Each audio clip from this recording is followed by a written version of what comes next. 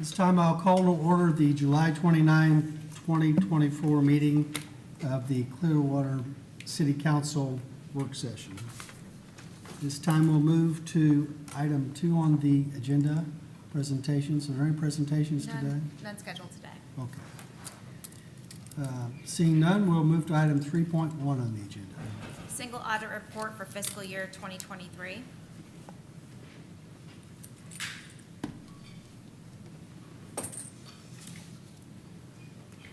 Good afternoon.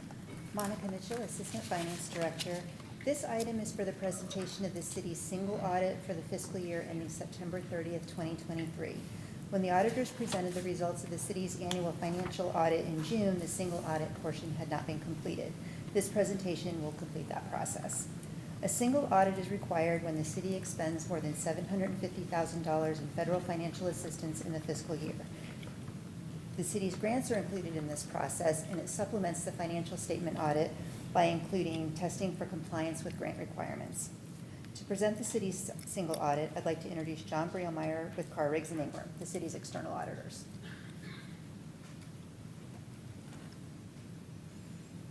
Good afternoon. My name is John Brielmeier with Carr, Riggs & Ingram. I'm here to present the single audit findings and our report for the fiscal year end September 30, 2023. Typically, this is issued with the annual comprehensive financial report. It's the last 16 pages or so of that report. This year it was issued separately. We issued the annual comprehensive report by April 1st in order for the city to receive the GFOA award for excellence in financial reporting. This report was then issued by June 30 to meet the deadline. So just some background on this report. This lists all of the federal programs and state project awards during the year. Management puts this together. It has about 4 pages of footnotes that go with it, but there's a prescribed format that follows, and then the footnotes as well. This year we had 3 federal awards that were major programs and 3 state projects. 2 of the federal awards were issued an unmodified opinion. It's a clean opinion. There's no compliance issues. There's no control issues to note. We did have 1 federal award that had a qualified opinion, and I put the severity level sort of on the right-hand side. The unmodified opinion being the cleanest, the highest level of assurance. A qualified opinion means that there was a material misstatement or omission that we wanted to call out to the reader, and that goes in our report, and then we put an extra paragraph saying what that issue was. That generated a material weakness that I'll run through in a minute or so. And then the last 2 state projects, those were issued unmodified opinions. Those were clean opinions as well. So in the notes to the CFA, or the Schedule of Federal Awards, we have 3 sections. We have the financial statement findings. We issued an unmodified opinion. There was no material weaknesses, no significant deficiencies, and no instances of noncompliance in the financial statement side. Next, we talk about federal awards. We did have 1 qualified opinion related to 1 of the federal programs. The other 2 were unmodified opinions. The qualified opinion creates a material weakness. The rest of it is just saying that you're a low-risk auditee for this year, and the threshold for determining Type A, Type B programs is the $750,000 threshold. Any expenses below, if you're a government or nonprofit, if you had federal expenses below $750,000, you wouldn't be subject to this additional type of audit. Your state awards, you had 2 state projects that were audited. Those were issued clean opinions. There was no material weaknesses or significant deficiencies noted in those.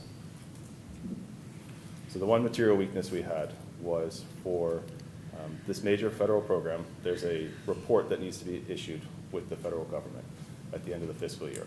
That report was not filed. It had been a requirement since 2010. It wasn't an audit requirement until 2020 when we moved from OMB to uniform guidance. So that became a highlight or a risk for us. So then we take it into our single audit and we test it separately. We found that report wasn't submitted in a timely manner. It wasn't submitted at the time of doing the single audit. We spoke to management. Management has then put procedures in place where they will submit it every month, and the assistant finance director will, or the assistant director will review the report. That's it. Any questions for me? Questions from the council? There was one. I know that it was on your attachments that one of the plans was to have, you had a June deadline. Was that accomplished? I guess you had to redo the policies or something. Was that accomplished? The single audit was completed on time, yes, by June 30. The financial statement audit was due by the end of March or April 1st. That was submitted by April 1st. The single audit was submitted by June 30th. Correct.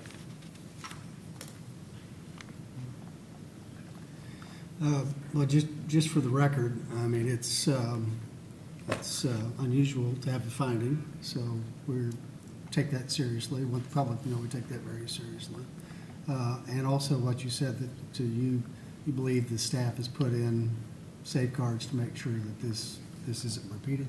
Correct. Yes, sir. Yeah. I don't think it'll be an issue going forward. And the city manager, you could weigh into that you feel like we've addressed this adequately as staffing?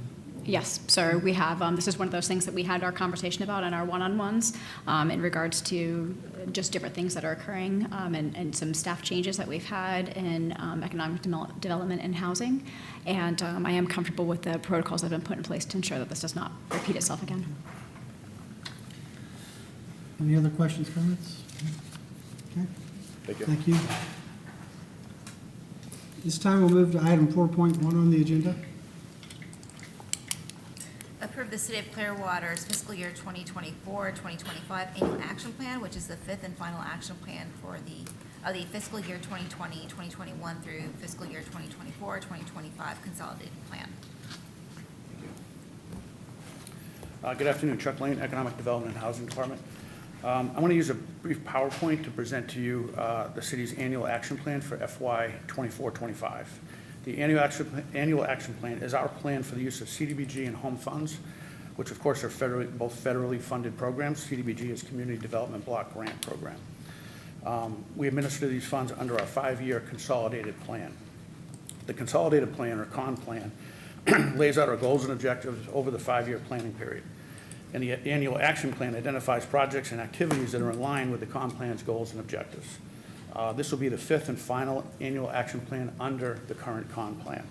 Staff will begin working on the next 5-year CON plan later this year for your approval about this time next year. All right, so there's a bit of a process we go through each year for the competitive aspect of creating the annual action plan. It starts in February when we publish a notice of funding availability, and we began a 30-day period of accepting applications, grant applications.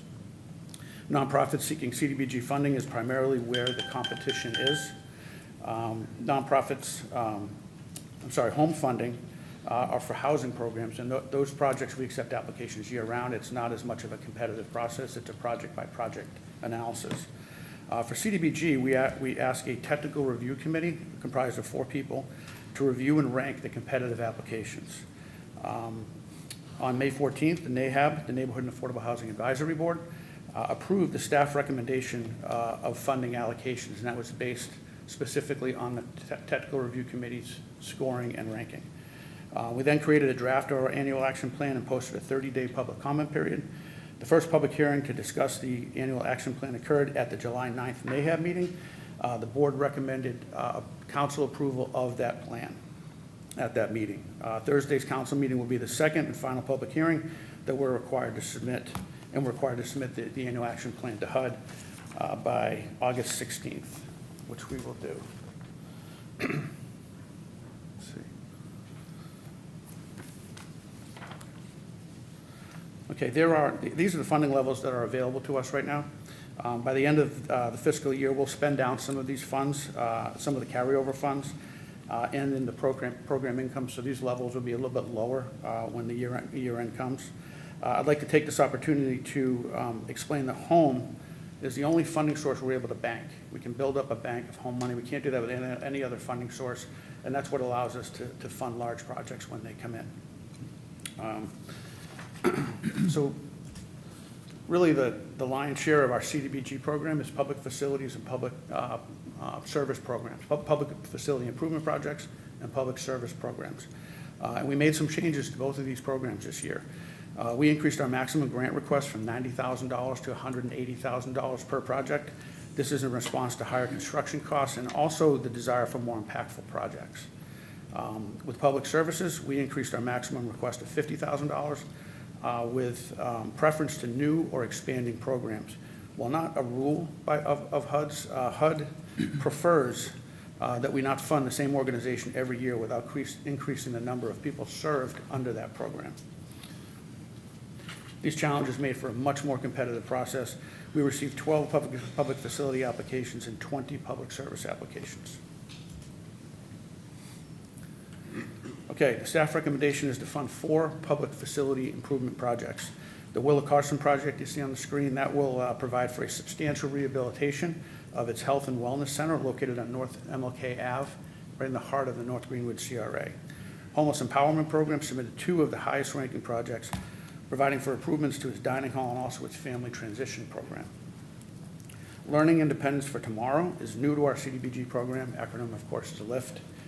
They're a learning academy for children and adults with neurodiversity. They operate in the location of the former YMCA on Highland Ave. Their project is to construct a new playground for children in their program. So we had a public comment on this project at our NAHAB meeting, questioning whether or not it's appropriate to fund for this type of grant to go to a private school. I can assure you that this project is eligible under CDBG regulations, and LIFT will have to provide documentation that showing that the children using this playground qualify under CDBG income limits and restrictions prior to being reimbursed any funding. Okay, we're allowed to spend up to 15% of our CDBG entitlement allocation on public services for nonprofits to provide public services to the community. That amount is $141,072. With a program maximum grant of $50,000, staff is recommending dividing that funding equally among the top 3 scoring public service applications. A Turning Point provides shelter and services to people facing substance abuse issues.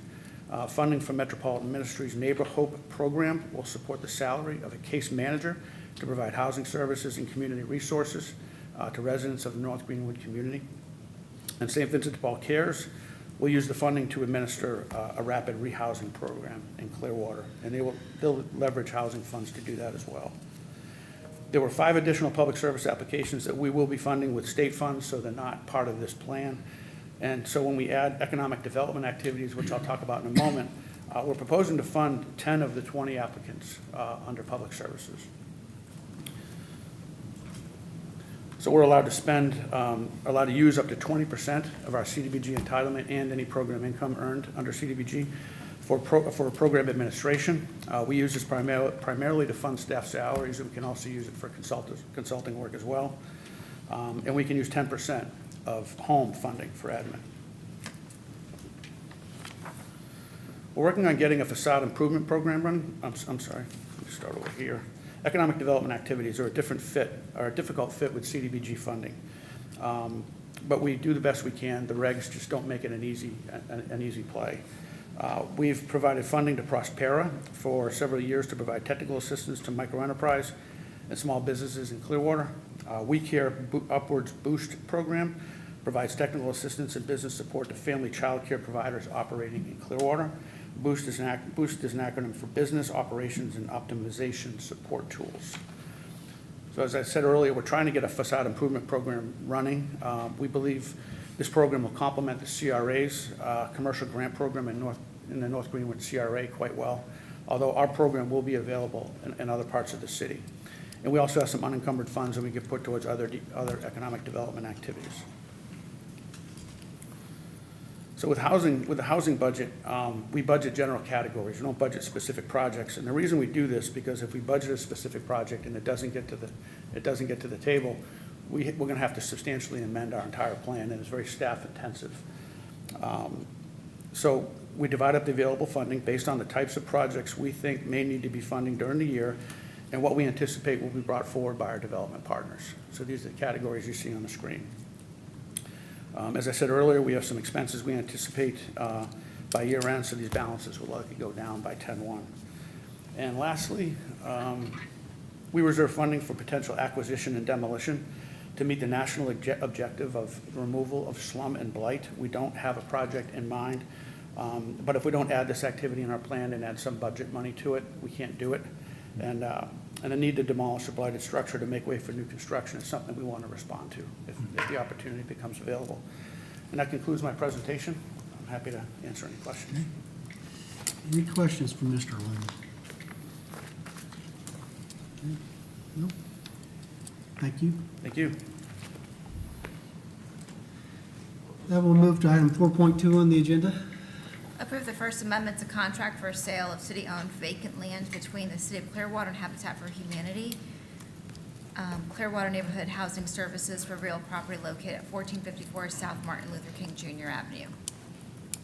Good afternoon. My name is Dylan Mayhew, Economic Development and Housing. On June 8th, 2023, Council approved a contract for sale of real property to Habitat for Humanity and Tampa Bay Neighborhood Housing Services for real property located at 1454 South Martin Luther King Jr. Avenue.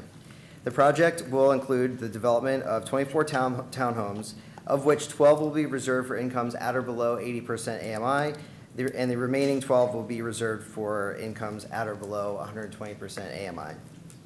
The original terms included a closing date to be set within 365 days of the contract execution date with an automatic 60-day extension. Due to unforeseen issues that arose during pre-development due diligence, Habitat and TBNHS are requesting an extension, providing a closing date of on or before 12/31/2024. The contract for 1454 MLK requires site plan approvals and funding approvals prior to closing. The unforeseen issues include required easement for access to adjacent properties, findings during environmental testing, and multiple site plan amendments. The site plan for 1454 MLK is expected to be presented at the August 8th Community Development Board for approval. Habitat and TBNHS expect funding approvals to occur in October. Be happy to address any questions at this time. Any questions from the council? Do we have consent? Yes. We have consent. Thank you. Thank you. This time we'll move to item 5.1 on the agenda. Authorize a purchase order to W.W. Granger of Lake Forest, Illinois for citywide purchases of maintenance, repair, and operating supplies. Afternoon, Peter Bardot, Director of General Services. Granger is a reliable source for facilities maintenance supplies, equipment, and other products utilized throughout the city. The use of this contract allows for efficiency and standardization of products purchased throughout the city by various departments. Also, the city will benefit from previously established competitive prices and discounts for various items as required, and will also receive a 3% savings from the Sourcewell contract. Be happy to answer any questions. Any questions from the council? Do we have consent? Yes. Thank you. Move to agenda item 5.2. Declare list of vehicles and equipment surplus and authorize disposal through auction pursuant to Clearwater Code of Ordinance Section 2.63(6) and Parent 8.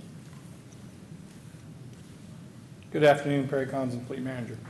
This agenda item is requesting council declare surplus the vehicles and equipment detailed to be replaced per the list and authorize disposal via auction through Tampa Machinery Auction of Tampa and Royal Auction Group of Zephyr Hills. Any questions? Questions? Just out of Councilman. curiosity, do we have a number in terms of revenues for the 2023 sales of surplus? Just can out of get that. curiosity. Just wanted to know what that looked like. Good point. Any other questions? Do we have consent? Yes. Thank you. Item 6.1 has been withdrawn, so we'll move to item 6.2 on the agenda. Presentation on the downtown sign code.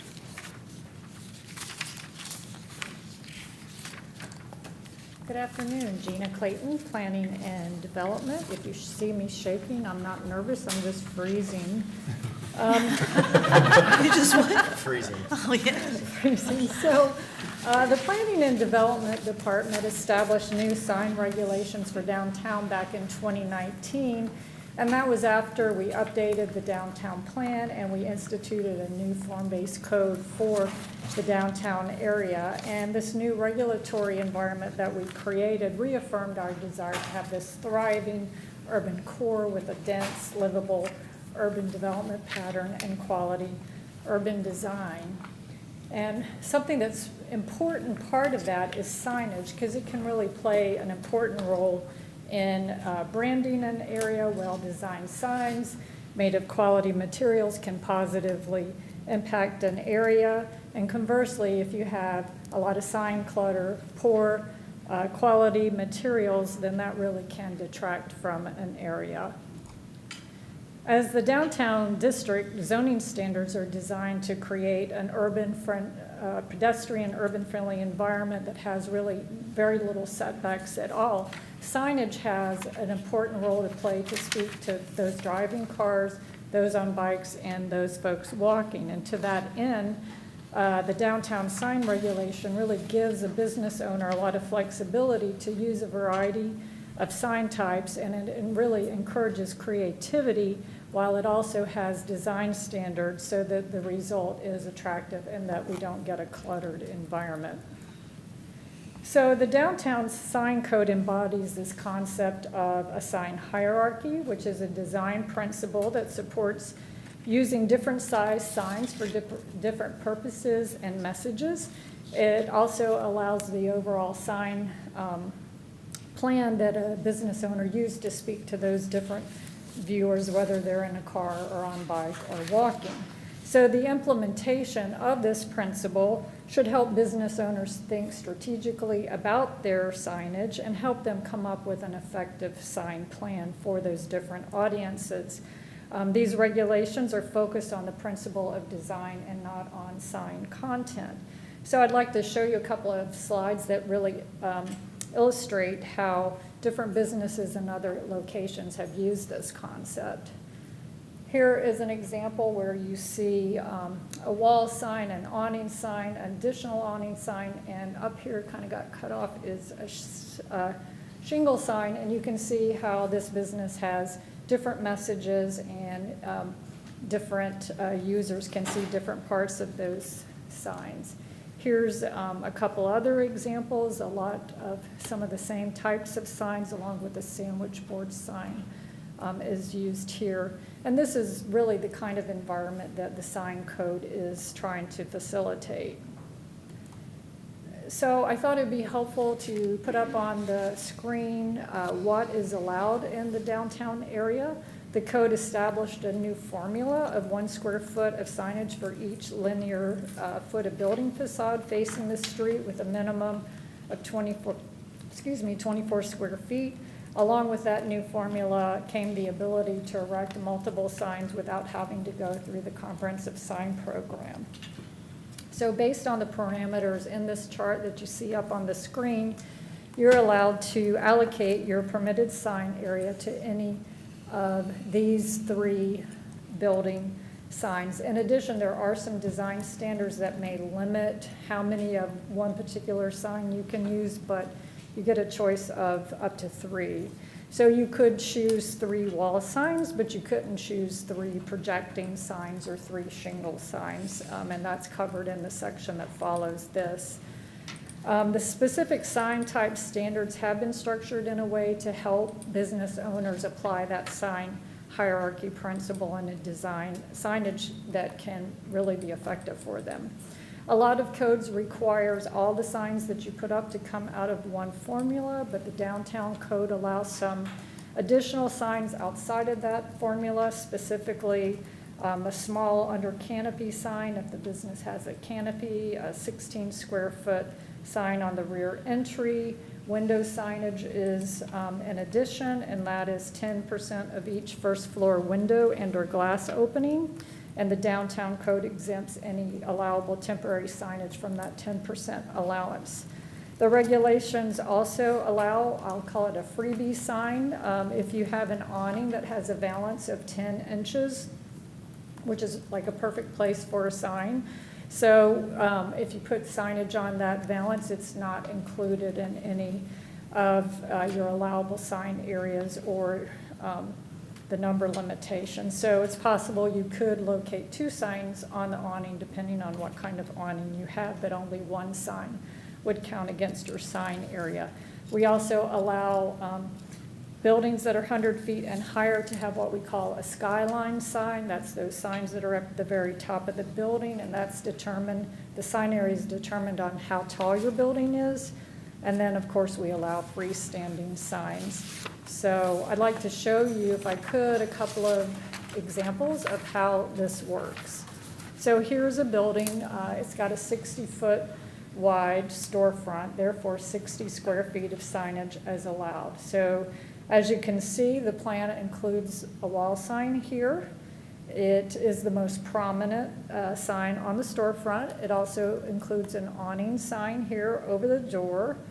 The business also has a shingle sign, which is this here, and it has 2 window signs. So that's includes also these 2 little freebie signs here on the valance of the awning, so total of 7 signs. So based on this particular example, you can see how the hierarchy works and how business owners have ample space to communicate their message.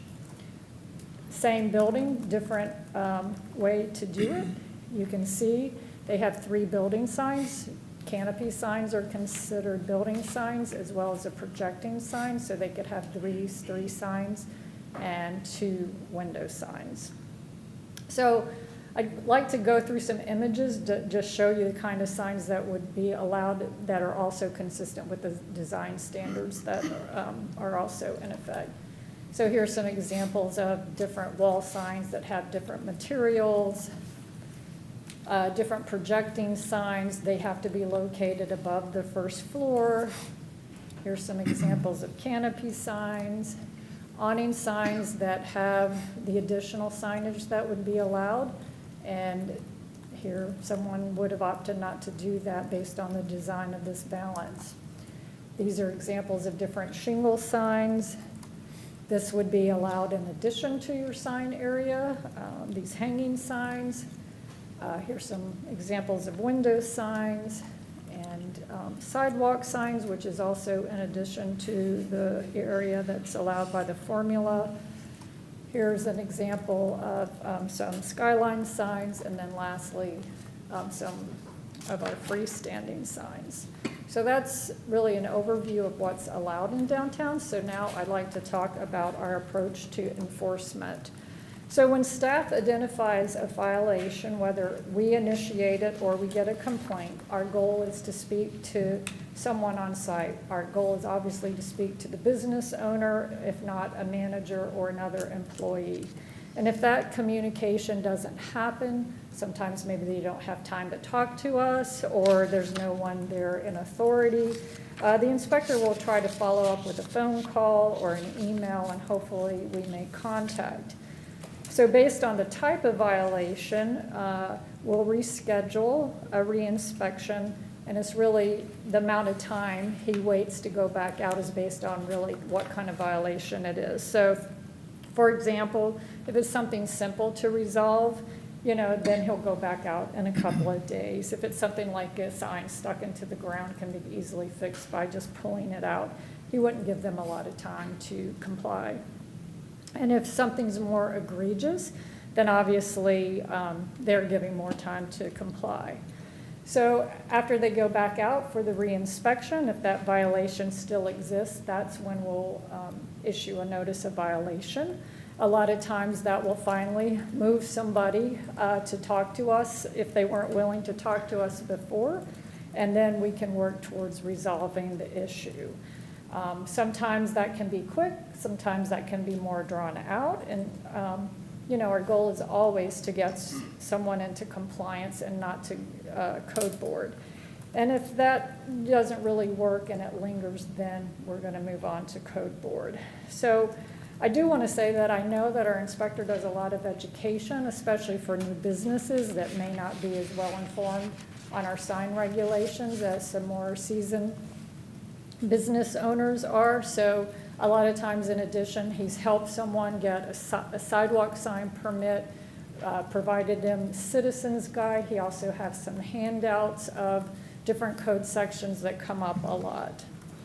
So I thought it might be interesting to see how many sign violations we had for this year in downtown, and we had a total of 17 identified. Downtown is 500 and some acres, and the majority of these sign violations fall into a few categories: prohibited signs, sidewalk signs, sign maintenance, and then discontinued signs. So during this same time period on the beach, I don't know how this happened, but we had the same number of violations that we identified. Clearwater Beach obviously has a lot more occupied spaces than downtown, but the acreage is about 150 acres, just to compare. And again, we had the same kinds of issues on the beach that we did in downtown. So I know that window signage has been a topic of interest, and I'd like to talk about it a little bit more. As I mentioned earlier, the downtown code allows 10% of each window to be occupied by permanent signage. We landed on this percentage because we were thinking of the sign hierarchy principle when we developed the regulations. And in downtown, you're allowed multiple signs, and the exterior signage area you're allowed is greater than elsewhere in the city. So that's kind of how we got to 10%. It also says you can put 10% on each window area. In the rest of the city, temporary signage is allowed to be 25% of the window area on a particular facade, and that also includes temporary signage. So there's some trade-offs. Somebody in a smaller storefront may get more signage maybe on the window than if they're in a smaller storefront in downtown, but that's generally what's allowed. I know there's also been a lot of concern or discussion about windows being covered up in downtown, so I think it's important to know what we do not consider window signage. Blank paper in the window and artwork is not signage, and temporary signs that are exempted from the 10% of coverage allowed for signage is not included in that. I will say there are some things that people can do to kind of skirt that, and I think we have a couple examples of these in downtown. And one is when people attach something to the ceiling and it hangs down. It's not in the window, it's not affixed to a window, but it can be seen from outside. We have a couple instances of that in downtown. Also, if you put a sign on an easel, say, and set that back from the window, that's not considered window signage either because it's not attached to the window. So there are some regulations that the downtown zoning district standards have that address windows, and the code requires a portion of the ground floor windows to be transparent. It does not allow blacked out windows, windows with tinted or colored film, or reflective or colored mirrored coatings. What the code does not do is it does not address window blinds and curtains, since they are really not part of the building and they're not applied on the window. I mean, the goal here is to have storefronts that people can see into their business so they know what it is. It creates an inviting environment, and it also allows our police to be able to see into storefronts, which is also an important point from a safety standpoint.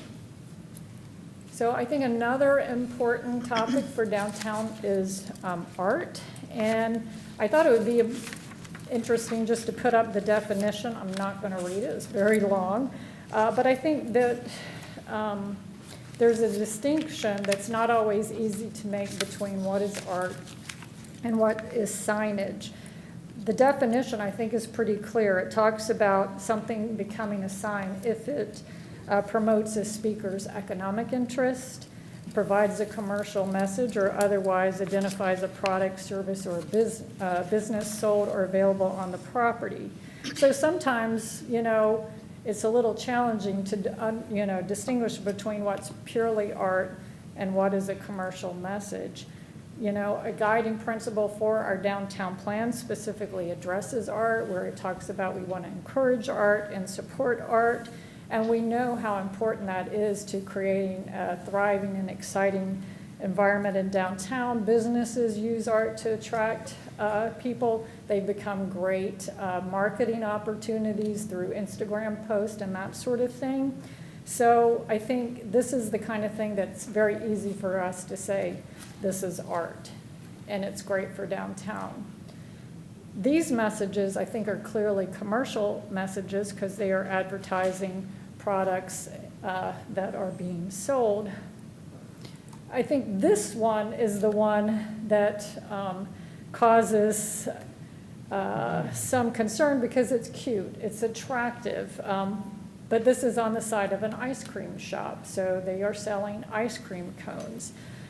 So I guess the question is, in this case, do you say this is art or is this signage? And I think looking at our current definition, I would lean to seeing this more along lines of a commercial message. It does have artistic merit, but you can see that this can be a bit challenging. In this instance, I'd probably try my best to work with the owner and say, hey, can we get you this through the comprehensive sign program if it falls within the area limitations that we have to work with. With that said, the assistant city attorney and I have actually been discussing this whole issue of art versus commercial speech. And I do think that maybe in years past, we applied the commercial message maybe a little too tightly, and we've loosened up on our perspective. But I would like to continue to have these internal discussions to determine if there's any changes that we need to make, or if we could come up with better guidance to really help us define what is art and what is a commercial message. Obviously, there's a lot of First Amendment issues inherent in speech, so we want to get it right.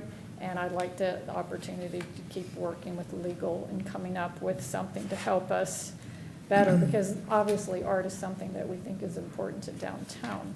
So with that, that's all the prepared comments that I have, and I'd be happy to answer any questions. Questions from the council? Councilmember Trichero.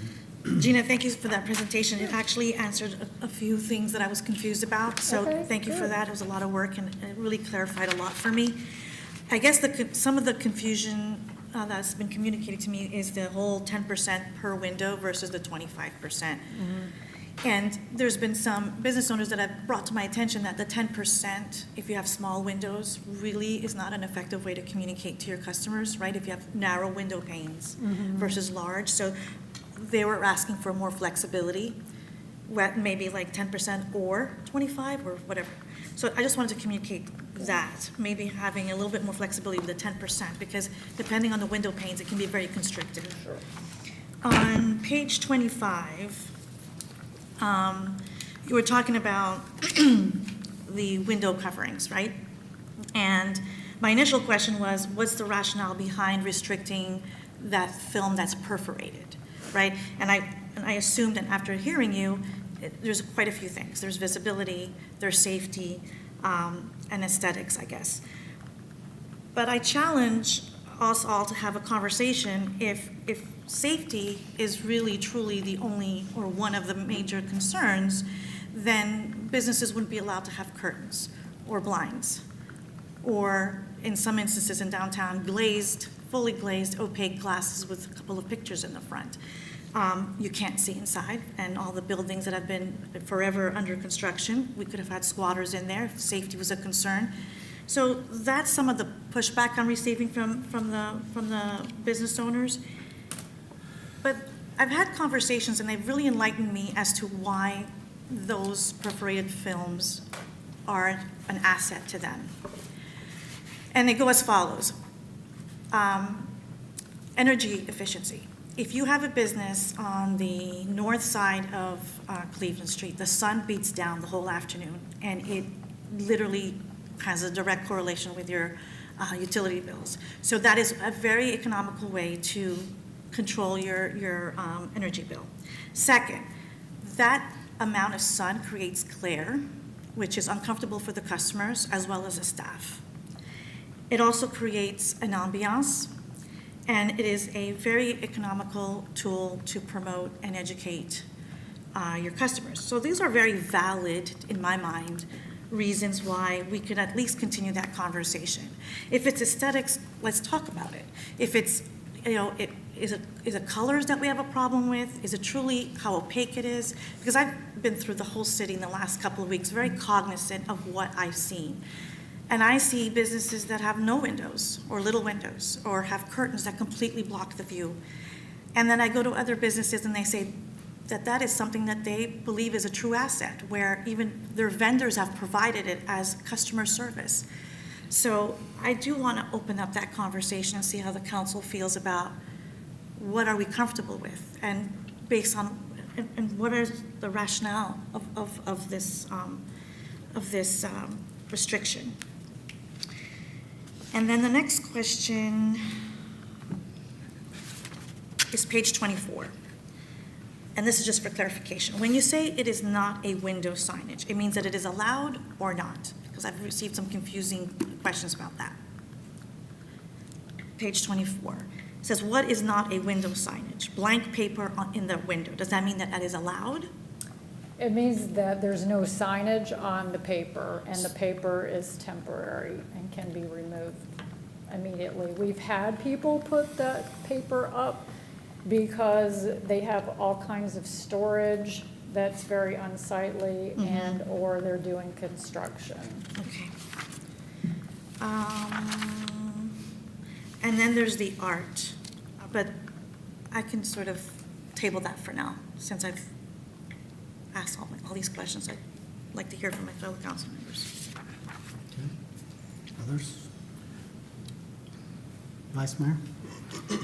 Yeah, as I said before when we were talking about bringing this to council,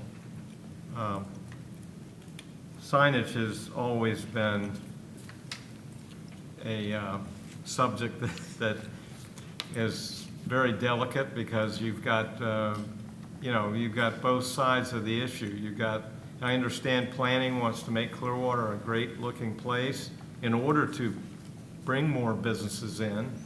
And then when the businesses come here, they want to get as much exposure as they can to support their business. And there's always the argument that they don't have enough signage to support their business, and that's always where the line is right there. That's the rub. I thought in 2019 that when you presented the addendum to the downtown sign code, that it was done very well. I mean, it was very balanced. It was a lot more balanced than it was before, and I liked that.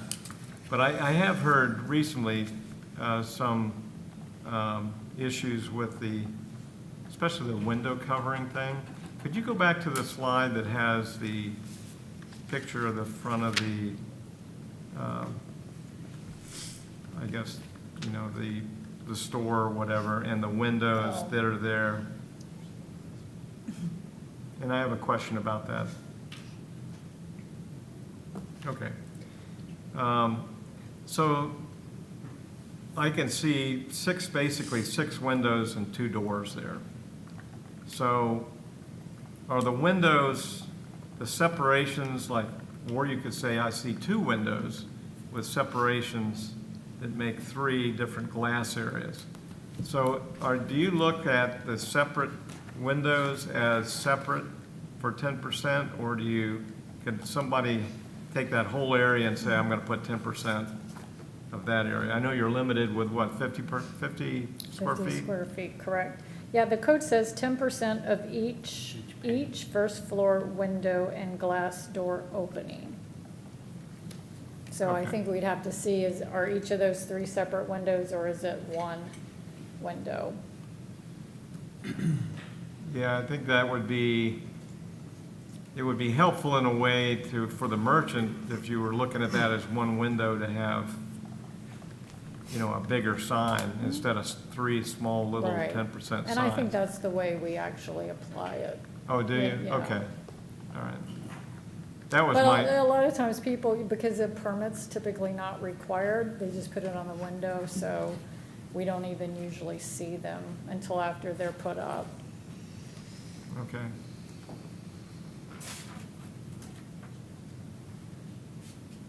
But I think back in 2019, our consideration was more for the projection signs, which you had a balance. Signs on the front of the building so people basically on the other side of the street can see the, what businesses are there, and then you have the projection signs as people are walking down the same side of the street can see what businesses are coming up.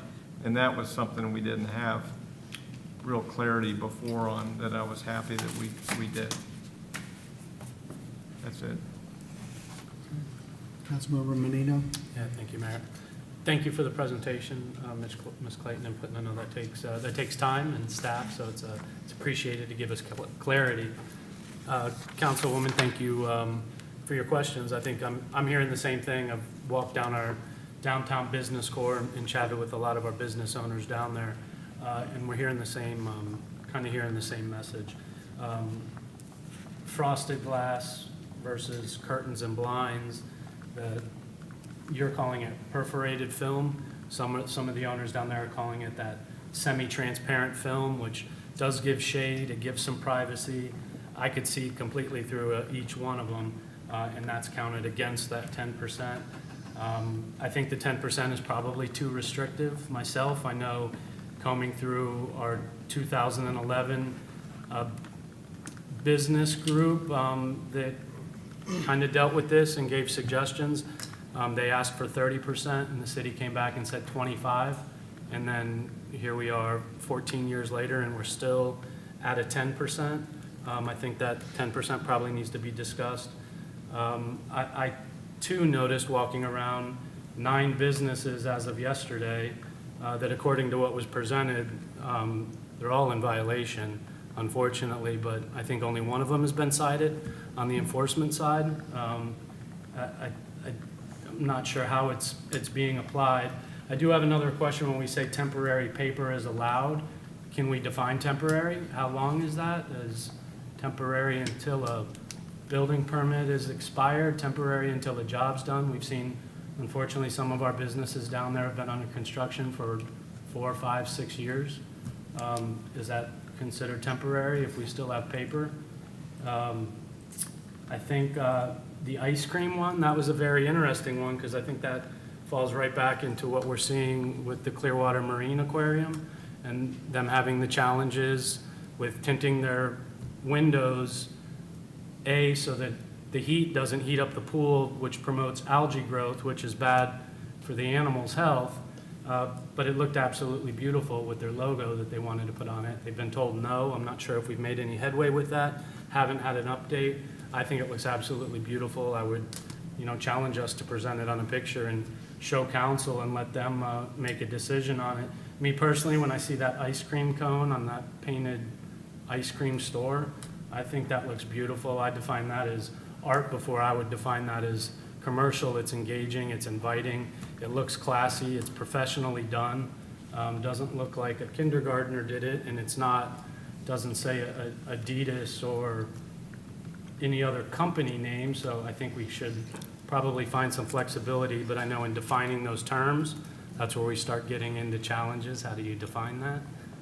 But It becomes a challenge if you're dealing with things like adult uses, yeah, liquor stores. I mean, there's always some issue with signs. It never fails.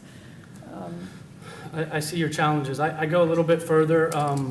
Our sandwich board signs, are they only allowed on Beach and downtown? We don't allow them at any other businesses throughout the city, like on Drew Street or? We allow them, but we allow them on private property and not on the sidewalks. Sidewalk signs are used in urban environments where the businesses are right up on the street, and so for those districts that don't allow that, they're allowed where people are actually walking, yes. And like in front of their building on the And, paved part? by their storefront. Okay. Additionally, I'd like to add to the conversation, our view as staff on ECM, electronic changeable signs. I know there was a big push from our businesses requesting some leniency regarding those changing signs. I'm not sure if we're allowing them or not. I know they requested changing every 15 seconds. At one point, I read our city's position was every 6 hours. That might be good for temperature and time, but outside of that? That's been changed. That's, okay, good. To, do we know what that's been changed to? We just changed that. We changed that. Anything close to 15 seconds? It's within the seconds range. I just don't Okay. remember off the top of my head. 15 seconds. 15 seconds, good, thank you. And are we restrictive on where those ECM signs can be as far as throughout our city? Yes, they are limited by use.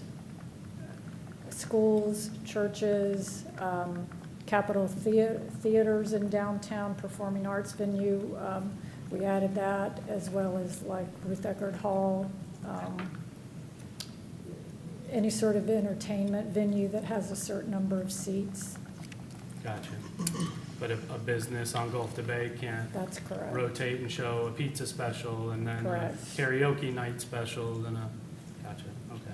That's probably taken up enough time, but I think some of those, I think those are great discussions to have. That 10% seems to be a sticking point.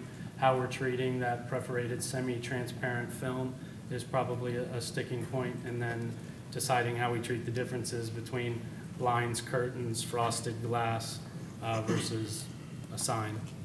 Thank you. Councilmember Cotton. Yes, thank you. So thank you again for the presentation. Lots of good information, especially which ACM Delk pointed out a few weeks ago. I think we have to sit back and think about why are we even having this conversation. And I think it comes to really our downtown and trying to give it a catalyst for the businesses to promote themselves for growth, and then to see that growth and other businesses come in to want to be a part of the downtown. So I think working with them and trying to see what would best fit that objective is probably most advantageous for us to try and get that growth into our downtown, which I think is what we all want to see. Reason I point out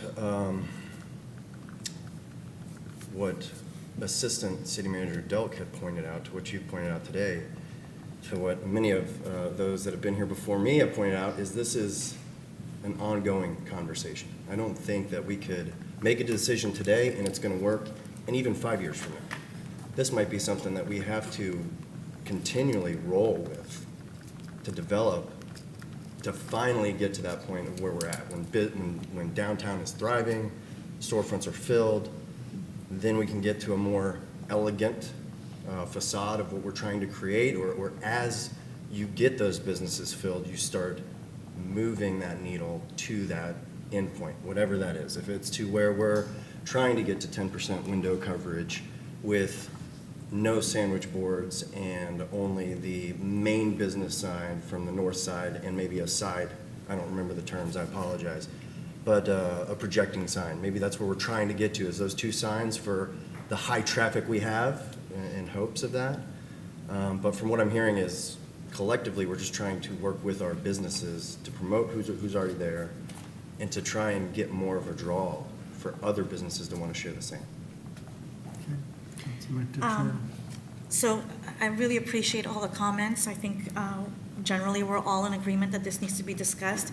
In my conversations with City Manager Poirier, we discussed how big of a bite this is. And one of the things I was thinking about is just chewing one at a time.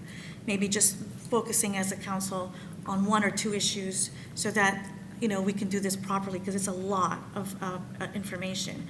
One of the things that you said, Councilmember Cotton, really resonated with me, and that is this should be ongoing, because that's what we should do, is always adapt to our environment, to technology, to what downtown is today is going to be different in 5 years. So I do like that comment. I agree. It should be ongoing.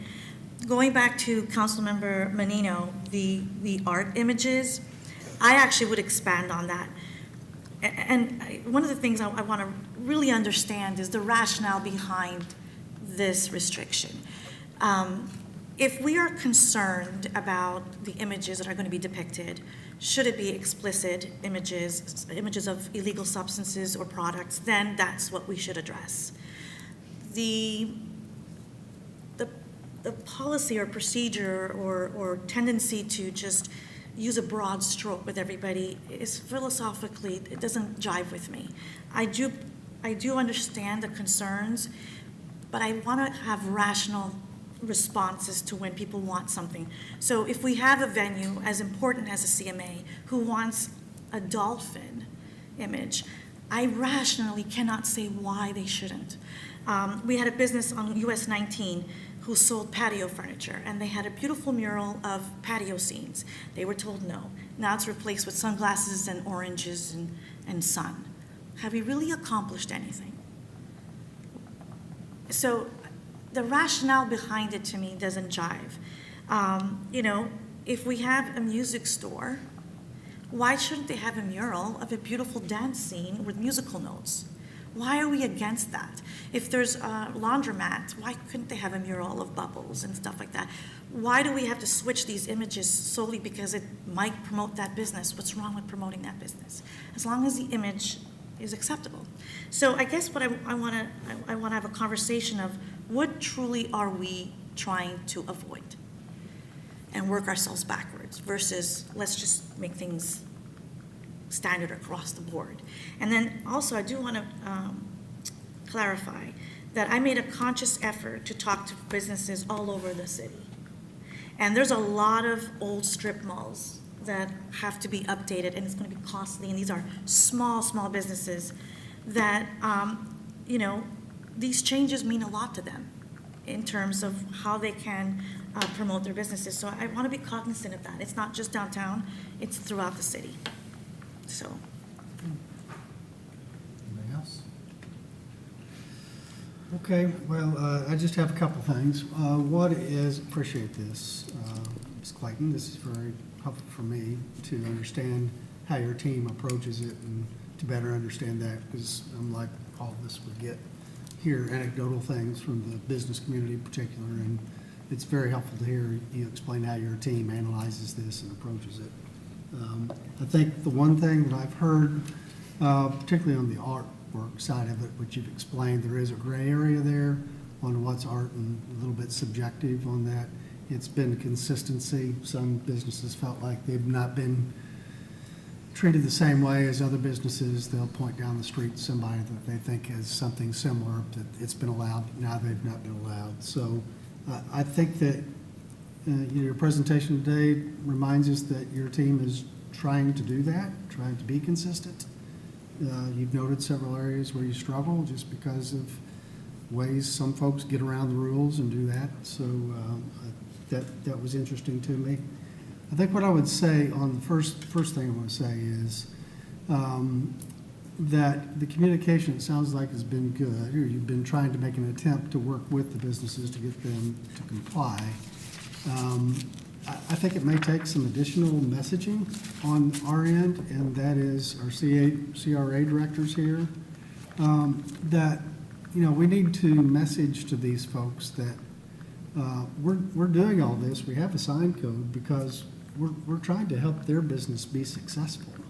And to the extent we can have standards and we can make sure their business is not, diminished by signage that's not consistent with the character of the neighborhood, that at the end of the day, that hurts their business. And so I think just we're making an outreach to try to improve our downtown and grow business in the downtown. So I think it's part of an overall messaging that we have a code and we want to make it effective, but we also want to make sure that we have a code that everyone complies with that will make their business successful. And the signage that you showed examples of should be the signage that these folks should be aspiring to. I understand if you're on Broadway in Nashville and there are a gazillion businesses and it's gaudy and that's kind of the character of that street. But when there are thousands of businesses on one street, you got to find a way to stand out. On Court Street, I can see where you've got cars driving past every day. Yeah, you want exterior signage that reminds people you're there. On Cleveland Street right now, I'm not so sure that that's a challenge for a business owner. There's no drive-by traffic, right. So it's. If you're there, you're going to walk around to see what's there. You're not going to look way down the street to see a sign. So I don't know. I know how hard it is to start a new business and a small business. I appreciate that, and they're putting their heart and soul into making it successful. But I'm not so sure with what we're asking them to do is really unreasonable based upon the way Cleveland Street in particular is set up today. Maybe that'll change, hopefully it'll change. But right now, I don't see some of the things that are in our current code as being unreasonable for the way it sits today. Because I don't see a lot of external signage pulling people in who aren't already on that street looking for opportunities anyway. But I would, just on that, I'd like to see CRA director and be involved in a conversation with these folks about our overall effort to try to help them be successful and how their the sign code fits into all that. And the second thing is just, Councilmember Teixeira brought it up and several others have commented on it. The artwork is a hard one for me because we're encouraging murals all over town, and you know what's promoting your business and what's not. If it doesn't have the name on the business, and if it's not somehow violating community standards by what's depicted, I would like to see us err on the side of encouraging more artwork, even if it does have something to do, arguably, with the business. I would like to see us allow more of that. As long as it's in good character and taste and it is artistic, it's just part of what we're trying to do throughout the community. And so, again, if you're going to put only the name of the business on the side and do it, etch it in a creative way, I don't think that works. But the ice cream picture you showed us, me for one, I would be in favor of allowing that type of artwork, even if it is connected with the business in some way. It's a little bit subjective, and the city attorney may tell us that's a hard one for you all to enforce, so look for his guidance on it. But for me, as a council member, that's what I think we should be encouraging more of, because it fits within our overall plan for beautification of the entire city. So. Right. And as I said, I've been talking about this issue with our assistant city attorney for quite some time now, past few months, and trying to look at murals that come through our office to say, is this art? Is it a commercial message? And pretty much I think you can see any mural as art. Even the ice cream cone, maybe there's a case to be made that it's purely art. I see it as it's selling what's in the business, which I'm not opposed to. I think the issue from a sign regulatory standpoint is that if it has that commercial message, how much area are we allocating to the commercial message? That's all we see from an administrative standpoint. Is it signage? Is it not? If it's art, do whatever, go for it, So I think we'll continue to work through getting better guidance on how to look at murals, because that, I think, is what's needed. And, Strachan's and Dunedin and Palm Harbor, those are attractive murals, and obviously, what's depicted promotes ice cream, but I think as long as it's done in a tasteful way, it doesn't bother me at all to have it depicting whatever is sold in the business. I think the dilemma comes when it's not in a tasteful way, what to do with it. I mean, there's one business on Gulf Bay that has art that people find very disturbing, but it's technically art, and so there's nothing that we can do about that particular image. So, sometimes it's hard to regulate taste. Yeah. Okay. That's the challenge. Anything further? So how do we proceed? Yeah. Like, I want a And that plan of was kind of my action. question as well. It's great to have these discussions, but Let's go. can we have an action plan where we're going from here? Do we have a goal as a council that we'd like? I mean, Lena, it is overwhelming, all these things we're discussing, but maybe, like you said, let's pick one. And if Pick it's one for today. If it's window signage, then, let's do some homework as a council on it and work with staff, so within the next week or 10 days, we can come up with a better answer to give. Because I think to sit here and say, we think that looks good, we want you to give guidance and direction in this way, but that's not how the current codes are written. So I think it's probably on us as a team to change those codes that we're having problems with, and not to say, leave them as is and just enforce differently, right? We think we probably need to change those or update them. So it might be, for the case of efficiency, like you said, Let's do one thing at a let's time. pick one, and let's say window signage, and let's try to make a goal within, it's I mean- window signage, it's a %. We should be able to make a decision by Thursday and do some homework. So I mean, one of the things that I'm very sensitive to is that we're regulating a population or a sector of population that we don't have any formal,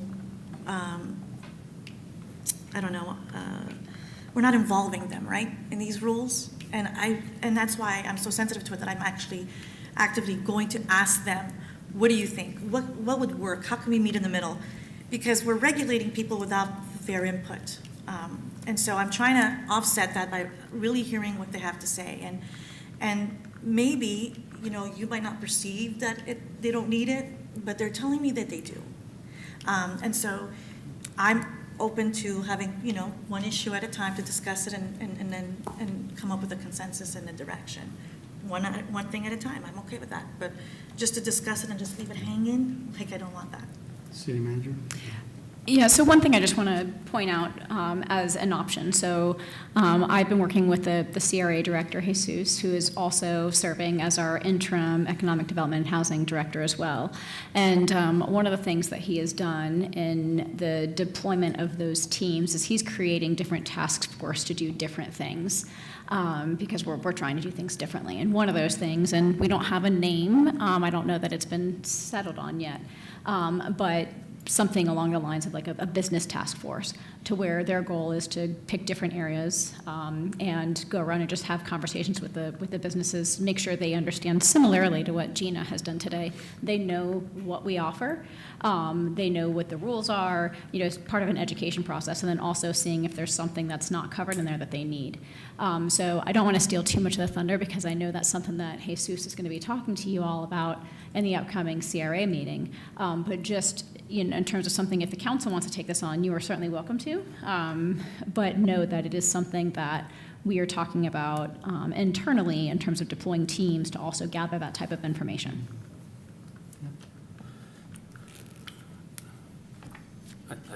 I think that makes sense, and it sounds good, and I want the city attorney to have a chance to speak. I keep cutting him off. But at the same time, I mean, we have documentation that go back to 2011. We've put very intelligent, smart, passionate, business-minded citizens, business owners, and leaders in this community together to do this very thing, and to be a business task force, and to talk to our downtown businesses and city businesses and find what their issues are with codes. And I think we're sitting here having the very same discussions of things that are listed in here since 2011. So I think there are things that are in front of us that we can put attention to and make changes. I'm not comfortable with just leaving it out there and hoping that we get back to it at some point. I hope we can take pieces and dissect it and make changes that finds balance. I totally agree. There has to be a balance between the aesthetics and the beauty of our city and our downtown, but as well as flexibility and innovation, and a way for them to communicate and attract customers, because we all know that's a challenge for our downtown. We spend millions of dollars as a city, whether it's through special events or all these different grants, to try to help them. But here, I think we're kind of being a bit restrictive on what they can and can't do. So we're sending mixed messages. I just hope we can kind of get on the same page and start moving forward with this. Well, I guess the question is whether or not we're proposing changing the code or changing the way we enforce the code. And I'll ask the city attorney to tell us what the way forward is on both of those. Well, those are important questions. What I would start with here are figuring out the outer boundaries of what the Constitution permits. So this was a fairly straightforward topic until several years ago. Several years ago, the Supreme Court issued a decision called Reed versus Town of Gilbert.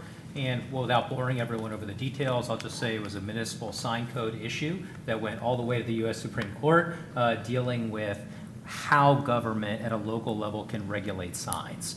Most issues that we deal with here in local government do not rise to the level of U.S. Supreme Court scrutiny, but this is one that actually did and has resulted in several decisions since then.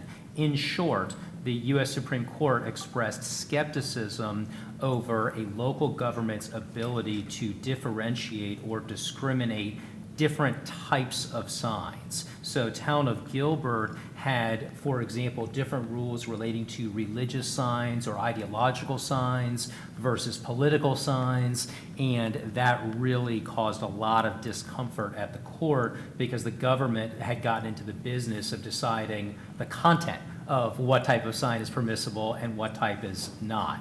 Content regulation tends to produce a lot of scrutiny from the courts, particularly when it's regulating content outside in the public, meaning on public streets, on public right-of-way, not within our council meetings, not within government buildings, et cetera. So since the Reed case, several cities have been testing the boundaries of what the courts will allow. To Councilmember Techeda's point, trying to differentiate those things that we know will enhance the community versus those things that detract from the community are things that we could probably all come up with and come up with on a consensus level, I suspect. But even if we could, whether we would be able to survive a constitutional challenge is a very different question. But they're very hard. I mean, as far back as 1964, I'm sure that as the mayor will appreciate, Justice Stewart, sitting on the Supreme Court at the time, famously was asked to give his definition of obscenity. And he said, "I know when I see it." And so if we've got a U.S. Supreme Court justice defining something as obscenity, saying, "I know it when I see it," just imagine how hard it is for all of us now to come up with definitions over what is acceptable and what is not. And so I appreciate the good conversation that's being had with staff, with council, et cetera. From my perspective, as long as we limit our regulations to things like the location of signage, the nature, not the content, but the nature of the type of signage, size of the signage, again, how much of a window does it take up? Things like that, in my opinion, we're on pretty safe ground. Once we start getting into, however, different types of commercial messages, that's going to be pretty tough. So telling CMA that they could advertise for CMA, but not telling the sex toy store that they can do that is where we're going to start to run into some challenges. So those are where we have to run into those constitutional issues, even though the council as a body could probably talk it out amongst yourselves and say, yeah, you know it when you see it. And I suspect the five of you could probably agree on saying that that's reasonable and that's not. But from a constitutional standpoint, we're going to have to be careful about differentiating different types of sign posters, if that's the distinction. But if we focus on things like where they go, how big are they, how frequently do the messages change on changeable signage boards, those are all good, comfortable, content-neutral topics. I'll say as a brief aside, something I've been following, I don't want to say super closely, but somewhat, is Reddington Shores. They have been in litigation on this issue, or a very similar issue already over the past couple years, and so I've been kind of taking a look at the status of their litigation and keeping an eye on that. So right now, there's not really a whole lot that is earth-shattering as far as changing the state of the law, but I have been following that litigation to see what happens at Reddington Shores. So just as a quick aside, their sign ordinances are a little bit different, but they have been defending a First Amendment challenge to some of their sign ordinances, both in state court and federal court, actually. So it is a difficult issue, but to the point of what should we do next as far as next steps, my advice is that to follow up on what Gina was saying as far as working with legal, we in legal can certainly put together the menu of options and say, this is outside the perimeter of what we think could survive a First Amendment challenge, but this is what within the perimeter that we think could. And from that menu, then it'd be a lot easier, I think, to come back and say, okay, here are your options, and what do you like from this menu? Because this is on the menu, this is on the menu, this is on the menu, but this is not on the menu.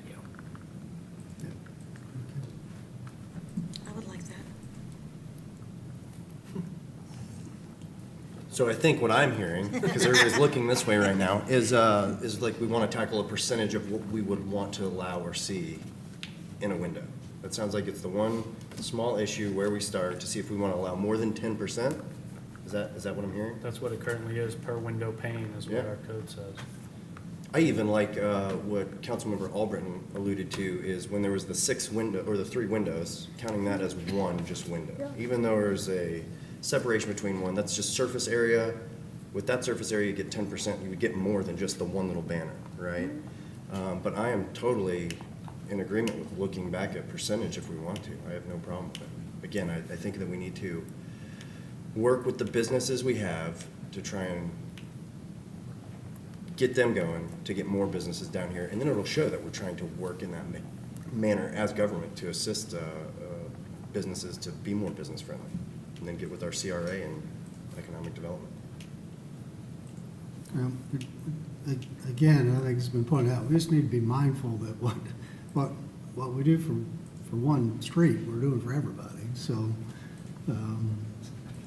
you know, these are businesses we're trying to help, but if in doing so, we open the door, potentially Pandora's box for. If you would like it to be Yeah. 25% consistent with the other areas of the city, that's not a difficult change to make if that's how you would like us to proceed. Not that I disagree, If the but I city just want to be manager mindful agrees, of what we're yes. doing for, we want to be careful that we don't do for one or two businesses, what we would not want to do for everybody. Well, as is right now, there's 2 different ones. There's 10% for downtown and 25% for the rest of the city. Why? Because can't- downtown is allowed additional signage that the rest of the areas don't But why can't we have. increase it, like a good starting point, increase it so it's like the rest? So that there's that flexibility, 10% or 25 or even 30, which is even easier, just 1/3 of the space. The 2011 task force tackled that, and I think we should be consistent throughout the whole city instead of, and make it, and increase it. That's my point of view. I don't disagree with you either. I think that we definitely have to be mindful, Mayor, about what you do for one, you do for all. I think that that's 100% a valid point, and I can understand and empathize with that. And I get that what I have alluded to is a lot of downtown, right?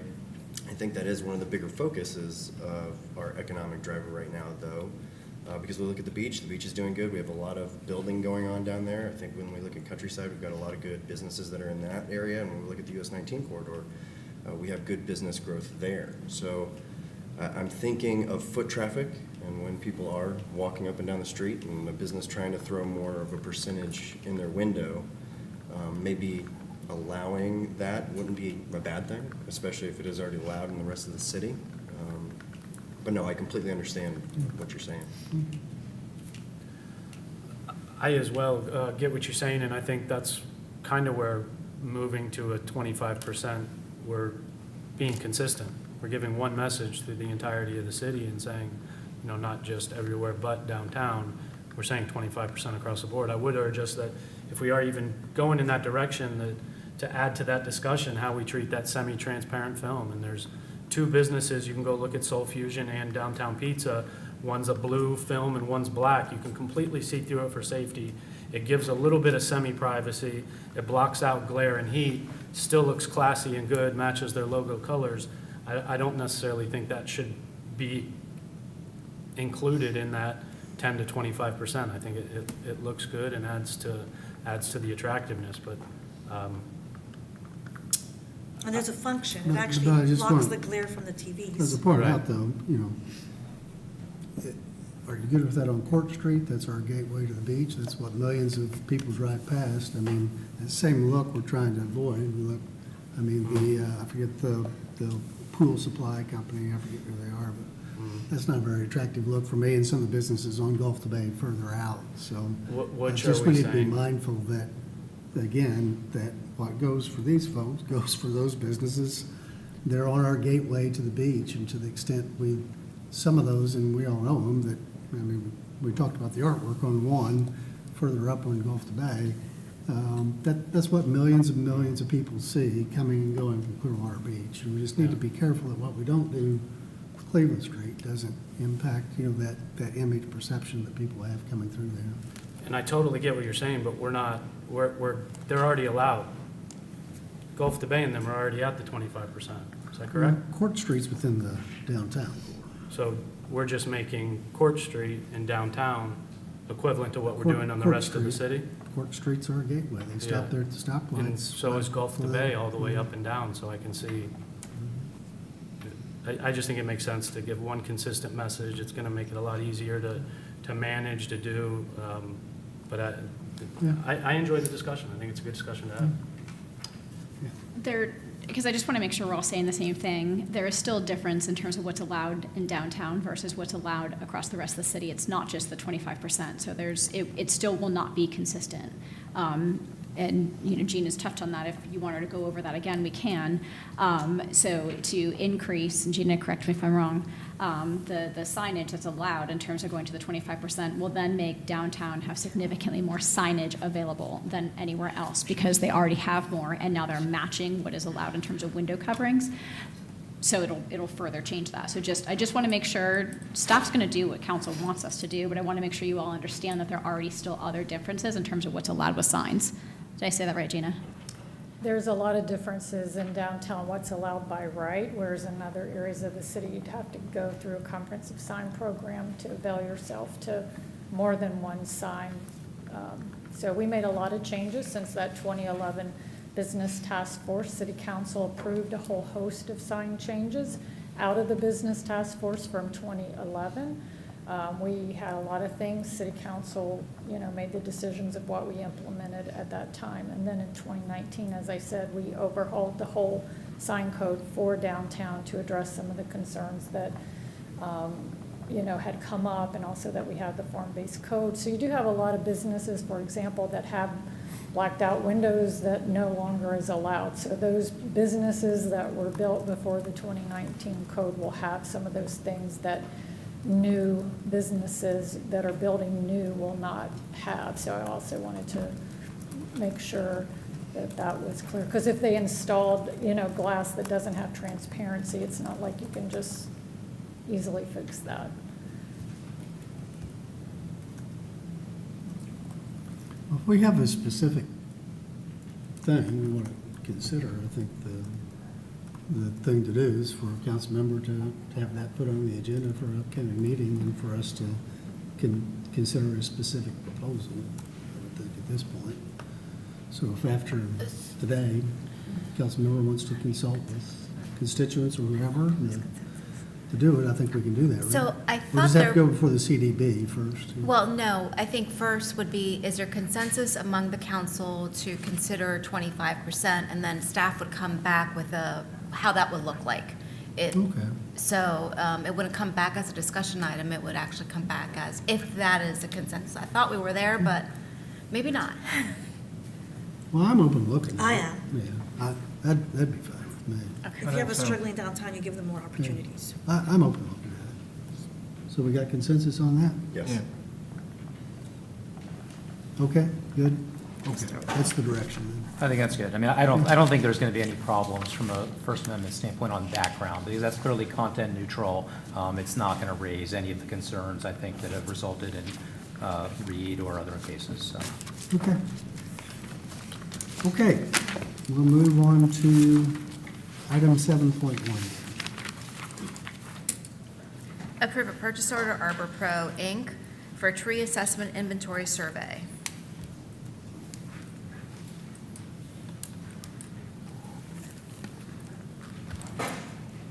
Good afternoon, Mayor, council members, city leadership.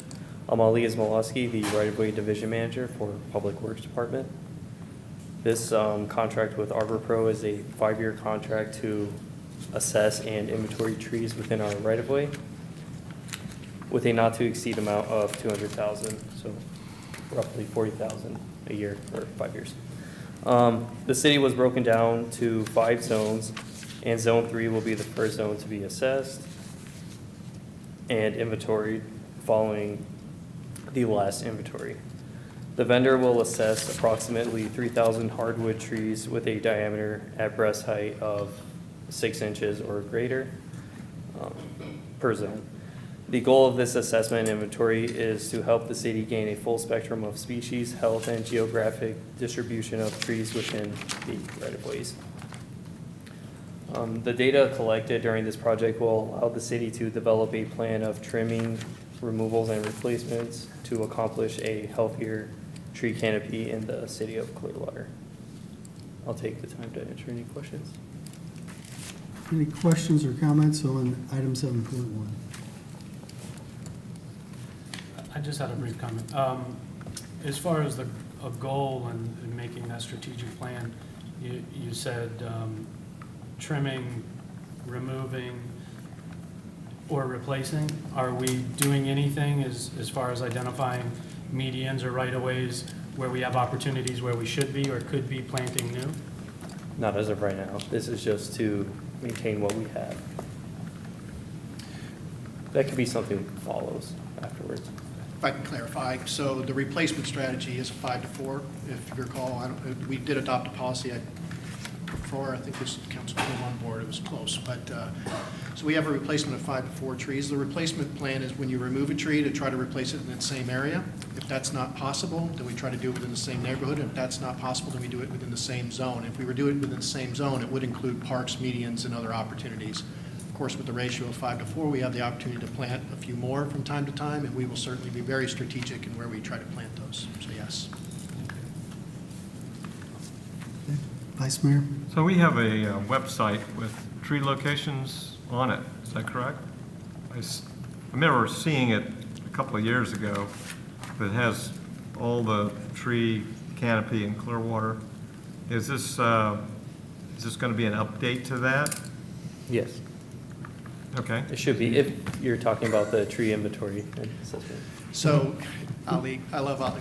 Ali's, he's definitely getting his hands wrapped around this whole opportunity here. The current website reflects the prior survey. So we got about a zone and a half done, and that's what's currently reflected. This will pick up where that one kind of left off. We're going to start in zone 3, and so it will start to update, but it'll take 3 years until we have all 5 zones basically reflected in the GIS, and it'll be overlaid, and it'll give us a lot of data, not only about the type of tree, but the health, the size, and a lot of good data. Great. And now I know how it all fits together. Yes, Thanks. I love trees. Any other questions or comments? Do we have consent? Yep. We have consent Thank on you. item 7.1. Thank you. This time we move to item 8.1. Authorize a purchase order to Icon Supply for the purchase of Yaskawa variable frequency drives in the annual not to exceed amount of $200,000. Good afternoon, Mayor and Council. Rich Gardner, Director of Public Utilities. The item before you today is for a purchase order for Yaskawa variable frequency drives, VFDs, for the water and wastewater systems. The VFDs are used to control the speed of pumps and blowers used in plants and lift stations. The VFDs help reduce power requirements and allow the units to run at a more consistent rate than other controllers. There was one respondent to the request for bids, and we're recommending award to Icon Technologies in the amount of $200,000. This is a one-year contract through July 15th, 2025, with an option for 2 one-year renewals. I'm asking for your approval and happy to answer any questions. Any questions from the council on item 8.1? Seeing none, do we have consent? Yes. Okay. We have consent. Thank you. Item 8.2. Approve a purchase order to Ferguson Enterprises for the Neptune ultrasonic meters in the not to exceed amounts of $278,000. Rich Gardner, Director of Public Utilities. These water meters are stocked in the Public Utilities meter shop and are used to measure potable water provided to our customers. Ultrasonic meters are accurate at a wide range of flow and easier to maintain than traditional meters. This is a sole source contract with Ferguson Enterprises for Neptune brand ultrasonic meters. The contract will be for a total not to exceed amount of $278,000 through August 19th of 2025. Asking for your approval and happy to answer any questions. Any council discussion or questions on item 8.2? This is just for stock if you're going out to replace a meter or put a new meter in, is that what that's? It's to replace in inventory the ones we use in the field. Perfect, thank you. Any other questions, Vice Mayor? No, just a comment. Richard, you always bring in neatest things to us to vote on. And most of the time, I don't even understand what it is. I had to That's look my it up. plan. That's my plan. It's hard to imagine this stuff going in a sewer plant, you know, but, This is potable water. oh, okay, well, yeah, the meter is. but- Potable water meters, like the one in your front yard. Yeah. Only some of these are bigger, some of these are commercial. They're critically important. Yes. And we appreciate, very important to our citizens, so I appreciate your work on it. So, any other council discussion on 8.2? Seeing none, do we have consent? Yes. Yeah. Thank you. Item 9.1. Authorize an assignment of purchase order from Angela's Aggregate Materials, doing business as Angela's Recycled Materials, to Wrangler Holco. For an approval and additional 2-year option for $2.3 million. Good afternoon, Mayor, council members. Kirby St. Amy, Solid Waste Director. Council Solid Waste is seeking approval for yard waste, class 3 waste, and construction demolition debris disposal. On September 2nd, 2021, council approved a purchase order to Angelo's Aggregate Material in a not-to-exceed amount of $3,900,000 for the term of October 1st, 2021 through September 30th, 2024. This is a cooperative agreement with the City of Lago, bid number 21-B-727. On April 1st, 2024, a notification was sent to inform the City of Clearwater, GFL, SWS, acquired Angelo's. Solid Waste is seeking council approval authorization to continue service with GFL, SWS for the remainder of the term through September 30th, 2024, with $732,041.78 remaining on the initial amount of the $3,900,000. Solid Waste is also seeking approval for the additional 2 years renewal option to not to exceed the amount of $2,300,000. Any questions? Any questions from the council on item 9.1? Okay. Do we have consent? Yes. We have consent on item 9.1. 9.2. Authorize purchase order to Waste Quip Manufacturing Company and Wazobia Global to provide front-load containers in a cumulative not-to-exceed amount of $250,000. Mayor, Council Kirby St. Amy, Solid Waste Director.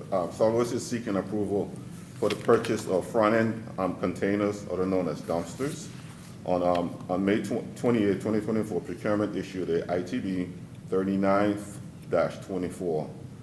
Two responsible bidders. A bid was received on June 27, 2024. After a full review, the Solid Waste and Recycling Department is recommending an award for the purchase of front-end containers to the two responsive Waste Equipment Manufacturing of North Carolina and Wazobia Global of Orlando in a cumulative amount not to exceed the amount of $200,000 for the term of September 1st, 2024 through August 31st, 2025, with 2 one-year renewal options. Any questions? Any questions from the council on item 9.2? Seeing none, do we have consent? Yes. We have consent on agenda item 9.2. Thank you. Yes. Item 10.1. Cancel the October 14, 2024 work session, the October 16, 2024 council meeting. Council members, this item is to accommodate your trip to Nagano. Since the time period the visit to Nagano will occur during this time frame, both meetings will be canceled. I don't think you'll have a quorum, even though you may still be here. Can't do it enough. Okay, do we have consent on this agenda? Yes. Yes. Yes, we have consent on agenda 10, item 10.1, 11.1. Can I add something?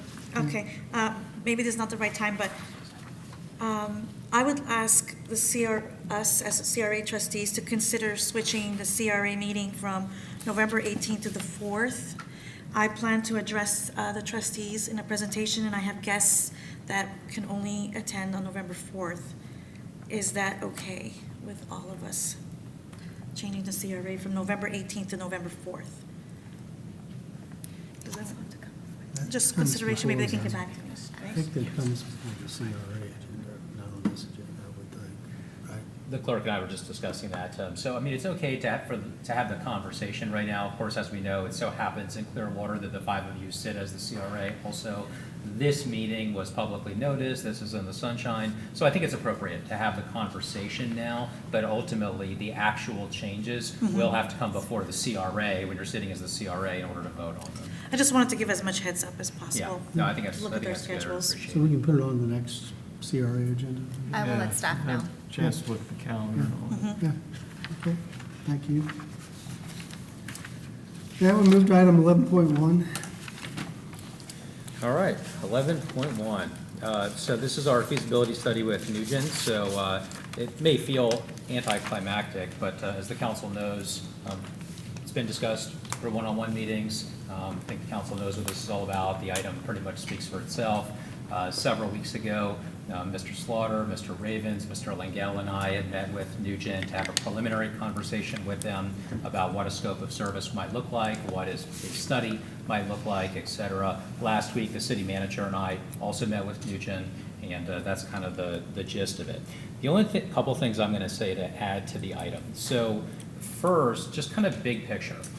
Electricity is different than everything else in America. It's different from every other product or service that we buy, whether we are residents, businesses, nonprofits, churches, etc. Through the vast majority of American culture, we rely on competition as the enterprise to drive forward innovation and to control prices. That applies in wide swaths of American industry, even for products and services that we view as being essential to our day-to-day lives. So, for example, we all know that we need transportation to get around. But if you want to buy a car, you have 1,000 different car dealerships you could go to, or 10,000 different car manufacturers you could buy from. You could lease a car. Maybe you could do without a car altogether, and you could just rely on Uber to get around. Even though transportation is essential, you have choices. Groceries, right? Personally, I shop at Publix. I'm a Floridian. I grew up in Florida. Publix is my grocery store. I prefer their bakery. I prefer their deli. That's where I get my groceries. And we all know that we need food in order to survive. But I don't have to shop at Publix. If we wanted to, our residents could go to Sam's, to Costco, to Super Target. They could order online from Amazon or go anywhere else. And that's true for businesses as well. Even for things like buying a home. Right? There's competition because there's homes out there, and you could buy or rent a different home depending on where you want to live. There are very, very few monopolies in America. The existence of competition has been the engine that has controlled prices and driven innovation in American society for over 200 years.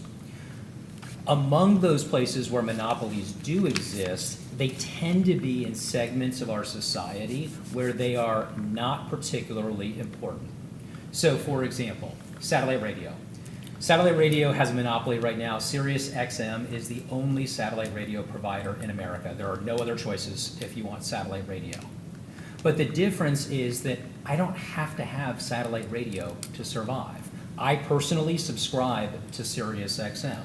But that's a choice that I can make legitimately. If I didn't want satellite radio, I could listen to Pandora or Spotify or iTunes or audiobooks on Audible or terrestrial radio for free, or I could listen to nothing at all. Those are all legitimate choices. How many places are there in American society where we have no or virtually no freedom of choice in terms of what you buy or who you buy it from? Very few. Even coming up with analogies for today was hard because I thought about other services we provide as a city. So, for example, Clearwater Gas. I see Alex is here from CGS. So Clearwater Gas has a monopoly in the service area they provide, and just like electricity, it's guaranteed by state law. Clearwater Gas is the only service provider within their territory. But nobody has to have gas. I choose as a customer to have Clearwater gas because I think there's a lot of benefits, but I could live without it. I don't need to have those gas appliances. That is a legitimate choice that I could make. So where else in America do our residents and our city as a business entity and the businesses themselves feel that they have no choice but to buy an essential product, and you must buy it from one person?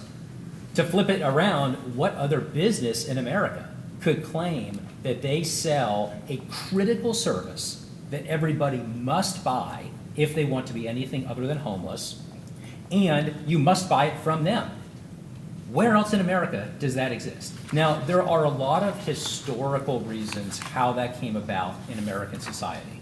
We don't need to go into it right now. People can do their own research on it. There are a lot of good reasons, actually. It's fascinating how that developed in America. The short version is simply that in the early days of electricity, it was a very high-risk proposition for private capital to get involved in. There was very low demand in the late 1800s. We didn't have all of the appliances we had today. Nobody saw a need for it beyond basic things like lighting, and the cost was extremely high to generate and, even worse, transmit electricity. So that's the gist of it, is that it became a very, or started off as a very high-risk, low-yield proposition. Because of that, in the early days of electricity, you saw a bifurcation between those very limited areas in pockets of America where private capital was willing to invest versus those areas where private sector said, this is crazy. Like, this is not worth it because there's not enough customers, it's too expensive to build this out, and even if there were enough customers, all they want is lighting, and that's not particularly valuable or particularly lucrative. So you saw a bifurcation between the public sector and the private sector in terms of providing electric service. Since the earliest days of electric service, we have seen this bifurcation between nonprofit entities as well as for-profit private capital that has developed. And over time, as electricity became more and more lucrative and more critical to day-to-day life, the private capital became greater and greater because they saw all of the profit potential, as we expect private enterprise to do. So we fast forward to today, and now we have a mix in American society of investor-owned utilities that are typically publicly traded companies that have shareholders from all over. I will say as an aside that the SEC regulates certain foreign investment in defense contractors and other sensitive industries in America. As far as I know, and I'm not a securities lawyer, but as far as I know, we do not have those same types of restrictions on electric service. As far as I know, foreign investors are allowed to invest, just like any other investor could invest in Walmart or any other company.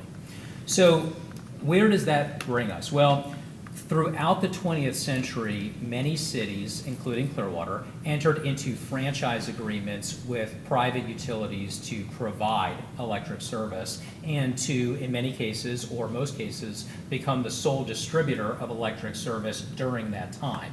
The electric companies, understandably, do not want to invest a lot of capital only to then have a city decide, that, oh, now we're going to open our own electric company.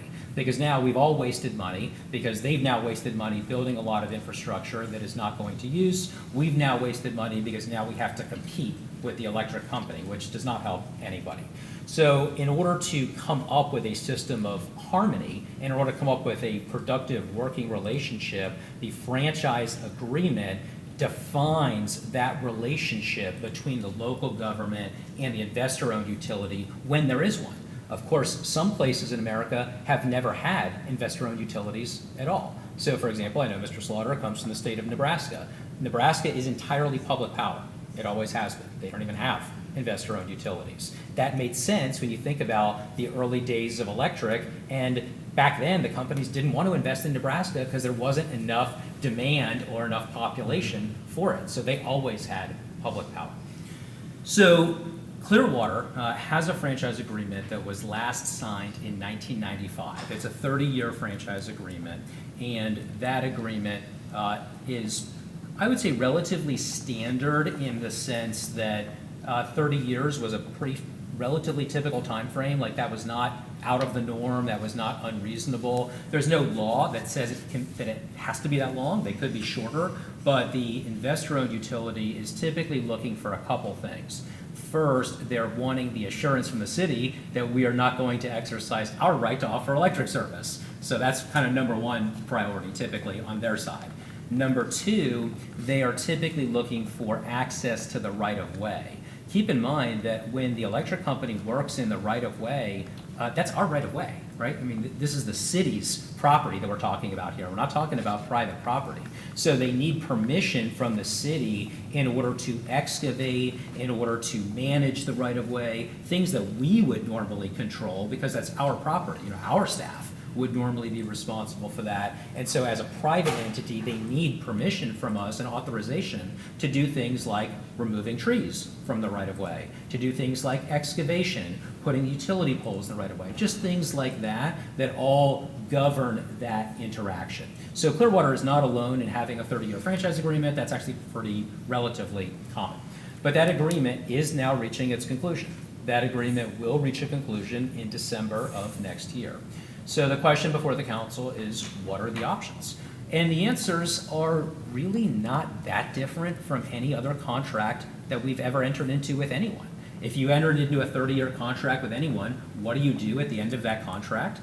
Typically, you look at what your options are, just like we would with anyone else. And so that conversation, which I know has been had with council through one-on-one, we've talked about with staff, including the city manager's office, is what are the options and what should that process look like, essentially.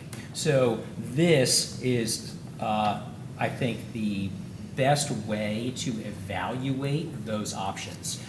Unlike some other products or services, you don't go out for an RFP for this. There's no invitation to bid or any normal procurement process for it. What we need to do, and what other cities have done that have looked at this, is hire experts who are consultants, who are electrical engineers, et cetera, and they will evaluate everything from the rate model, franchise fees, property taxes, all of the revenues that we currently obtain from our partnership with Duke, look at the costs involved, the revenues involved, and come up with a recommendation based on the technical aspects of the grid layout, et cetera, and the financial aspects. And I'll be the first one to say, I have no idea what the result of this is going to be.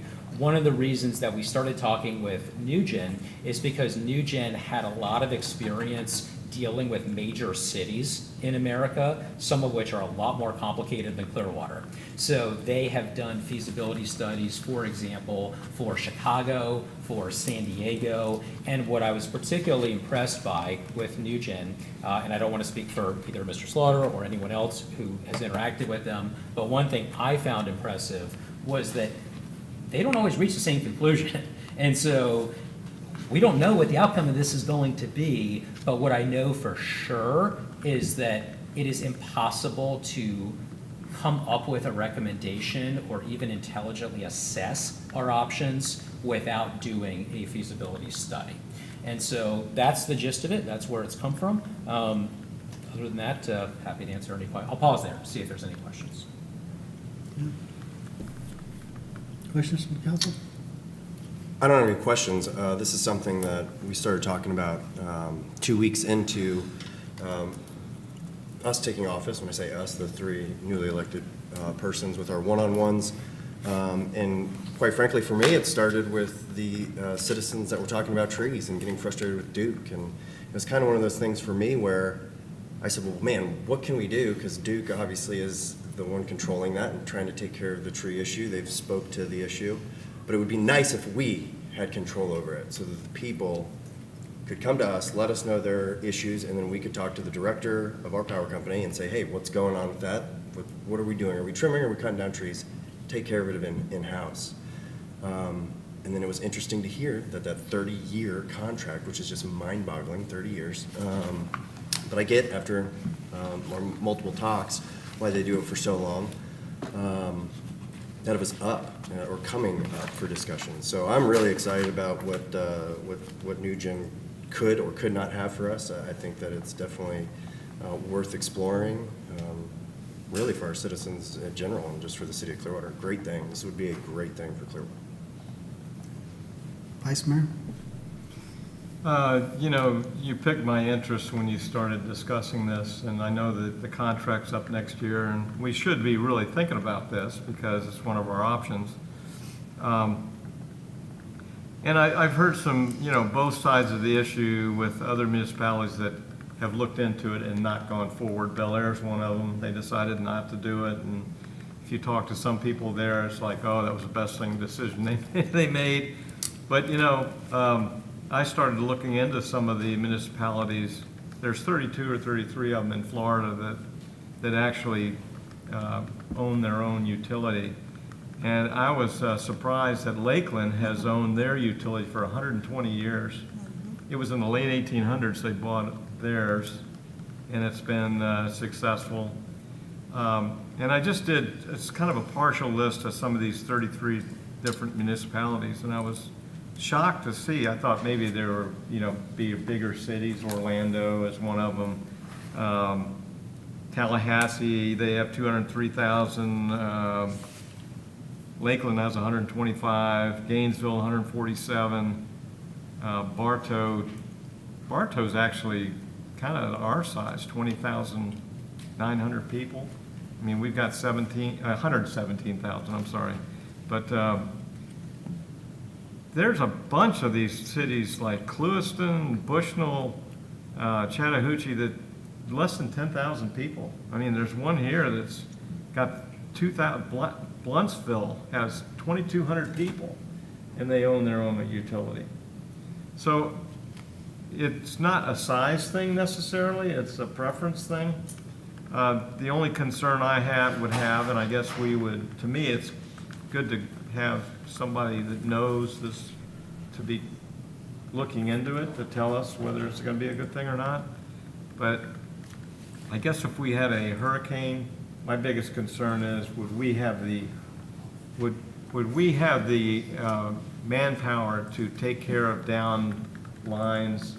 I know that you know, Duke will tell us that, oh, we've got all these people, and if we have a hurricane, they're going to be taking all the people to do it.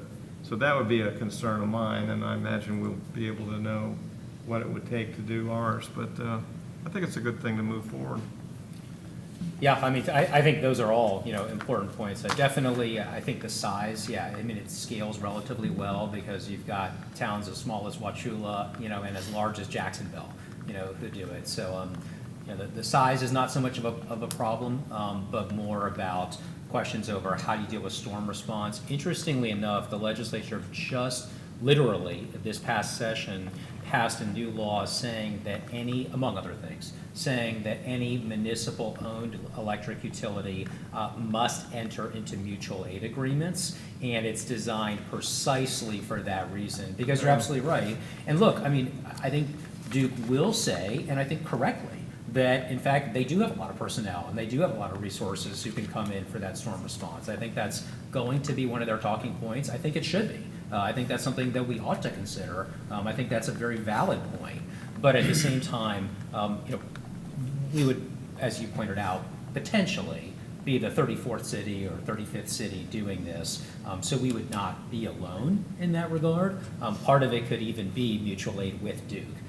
They're obviously going to be balking at that right now. But remember, this is a project that takes a long time. This is not a quick, you know, I mean, the study itself is about 9 months. But beyond that, you know, it's quite a process. So it's not a light undertaking, but this is definitely the first step, and those questions, I think, are ones that absolutely need to be part of it and need to be answered. Part of what will be answered in this are not just the financial feasibility, which we know is paramount for both our ratepayers and for the city, but also the operational feasibility of this and what would make sense operationally for the city, because you might have something that makes sense on paper, but in the real world, we need to actually be able to manage this. And so I know, very much aware that we need to actually be able to practically be able to handle this, but that's part of what the study is designed to look for. So. Well, one of the things that I found interesting is that the city of Winter Park, because they've had it for 10 years now, and they are undergrounding all their lines. They say they're going to underground them by 2030. Everything will be underground. So they're using the money that they're, first of all, they have a lower rate because it's going to the city. Their customers all have a lower electric rate, plus the money that they're bringing in, they're putting into undergrounding everything, which is be great for hurricane, and storm issues. So there's a lot we could do with this.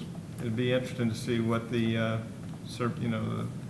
We'll see. I mean, it's funny. I was actually living in Winter Park when they municipalized, and it was, it was a fascinating time.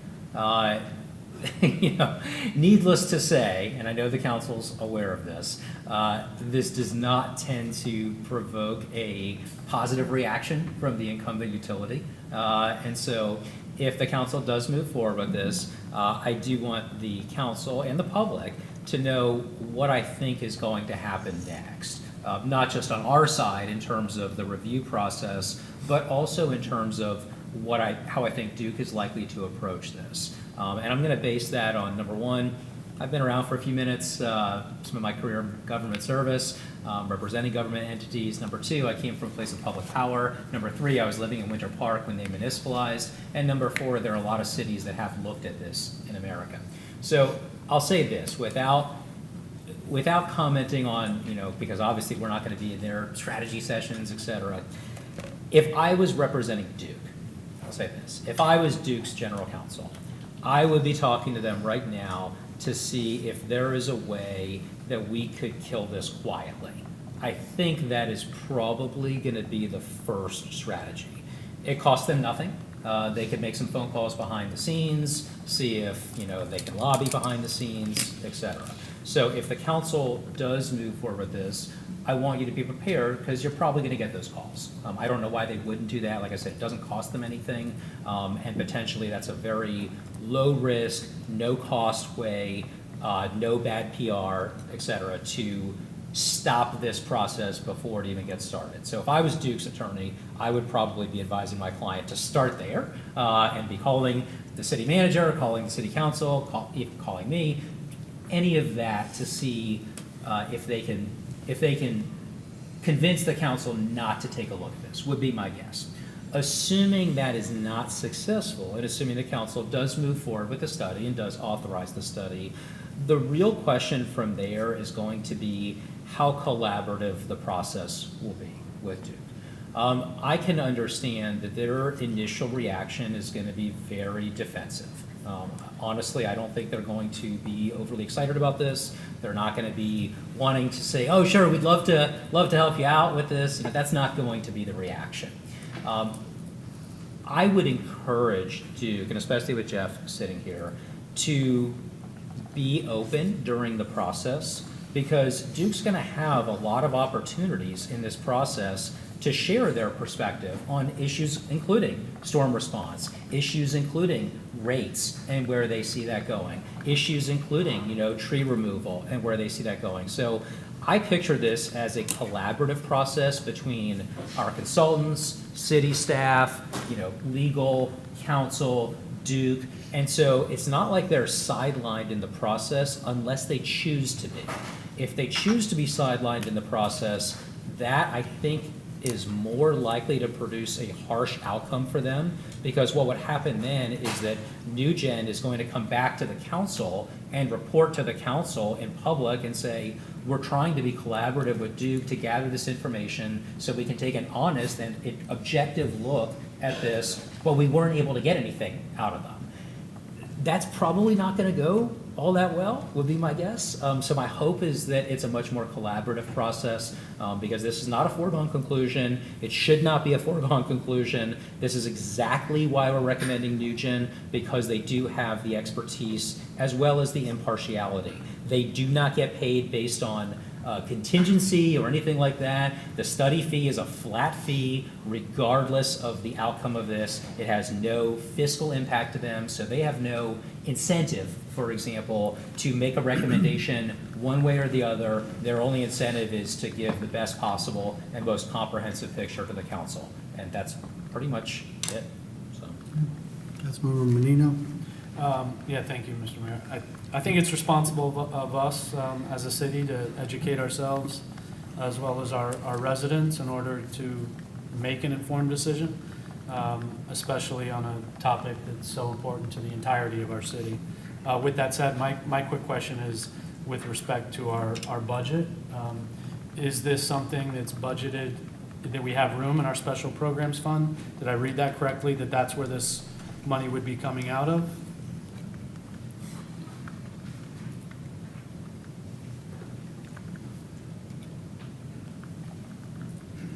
Sorry, I wanted to go back up there. My computer was stuck. So we are taking this out of.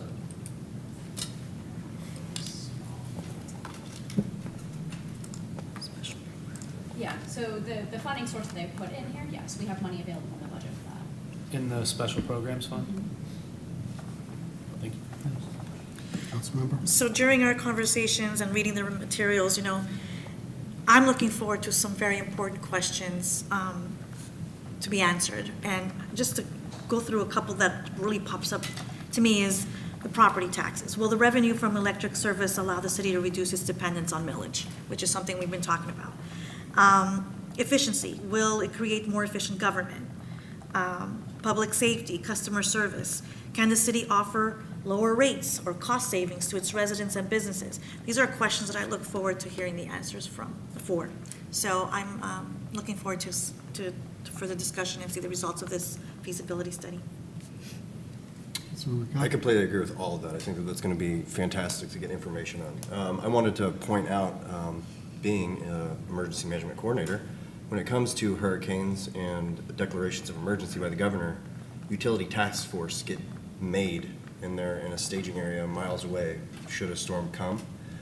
And then through our emergency management center in Javon and his team would already be putting in place a request for an emergency utility strike force. So having a group of 20 trucks ready to go to come into our area to fit our needs. Those are something that are essential support function missions that are put in directly from us to the state, and the state answers with the number of trucks they have available to go where they need.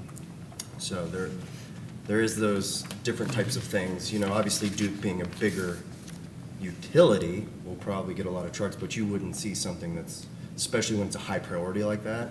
I think they have a mandatory 72 hours to respond with something.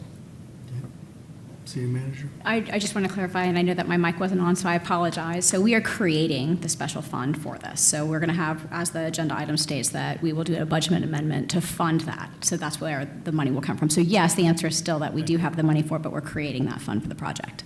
Thank you. You're Vice welcome. Mayor? Yeah, one other question. If we do this study and we talk about it and the council decides to move forward on doing this, it has to go to public referendum, is that correct? That's a great question. Honestly, I don't think that is correct here. Now, that's something that's going to be an important question to discuss. There are cities, including Winter Park, that ended up going to referendum. There are some pros and cons to it, that I would rather discuss through one-on-ones before we talk about it publicly. But I'll just say I'm not convinced that it would require referendum. I'll leave it at that for now. Okay. Other discussion? Yeah, whether you choose to is a different question. Sometimes you might choose to.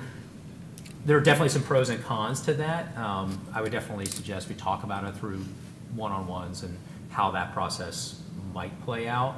I've been through a lot of, not going to say a lot, but I've been through several referendums in my career, and they've been successful, but there are also some disadvantages here that may be different than some other circumstances. On the other hand, there are certain types of things that do have to go to referendum. I don't think this is one of them, but whether you'd want to is a different question. So there's a lot to unpack there. From my perspective, it's best to look at the feasibility first, because feasibility might come back and say, look, the cost of this is just going to be astronomical. It doesn't make any sense. In order to do this for Clearwater, you'd have to charge ratepayers more than what Duke is charging.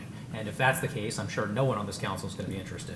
So we really have to look at that first, would be my advice, before we get into those excellent questions. But I would suggest deferring some of those questions a little bit further down the process. Okay. Other discussion? Okay, so it is a lot of money. But it is in anticipation of the 30-year agreement coming up. So we need to keep that in mind, but it is a lot. So I understand that it's complicated, which we know, and you just described. But that the staff wouldn't be recommending this if the consultant didn't think that it was reasonable for us to be looking into it. And you met with them, and Certainly, they're interested because they think, not to prejudge it. And maybe they'll come back after looking at it and tell us it's not good for the city, but. Correct. I mean, from the very first meeting we had, and I don't want to speak for Mr. Slaughter or Mr. Ravens or Mr. Lingell, but from the very first meeting they had, my impression was that they had a pretty good understanding already of what Clearwater needs and what Clearwater is involved in. So, for example, they put up like a map, of Clearwater and started showing like some of our boundaries, some of the substations and things like that. So the impression I got from them was that they did their homework initially before meeting with us in order to understand on a basic level whether this is something that's even worth looking at. But that's my impression. Look, I mean, they're running a business like anyone else. Is it possible that we could do this? And they might just say, hey, look, sorry, this wasn't feasible. But that's why we're looking at it objectively. I mean, the truth is, I'm not an electrical engineer. I have no idea with some of the grid layout issues what that's going to look like. The rate modeling, we kind of know a little bit in-house just because there's so much public information that's already out there. But even then, we're not experts on, electric rate modeling. Obviously, we do rate modeling all the time for water, sewer, for gas, for other utilities. But this is different because everyone has it. It's a different business model. It's a different everything. So to your point, my impression was that they came pretty well prepared for this, but would certainly defer to anyone else who was in those meetings to share their thoughts on Nugent.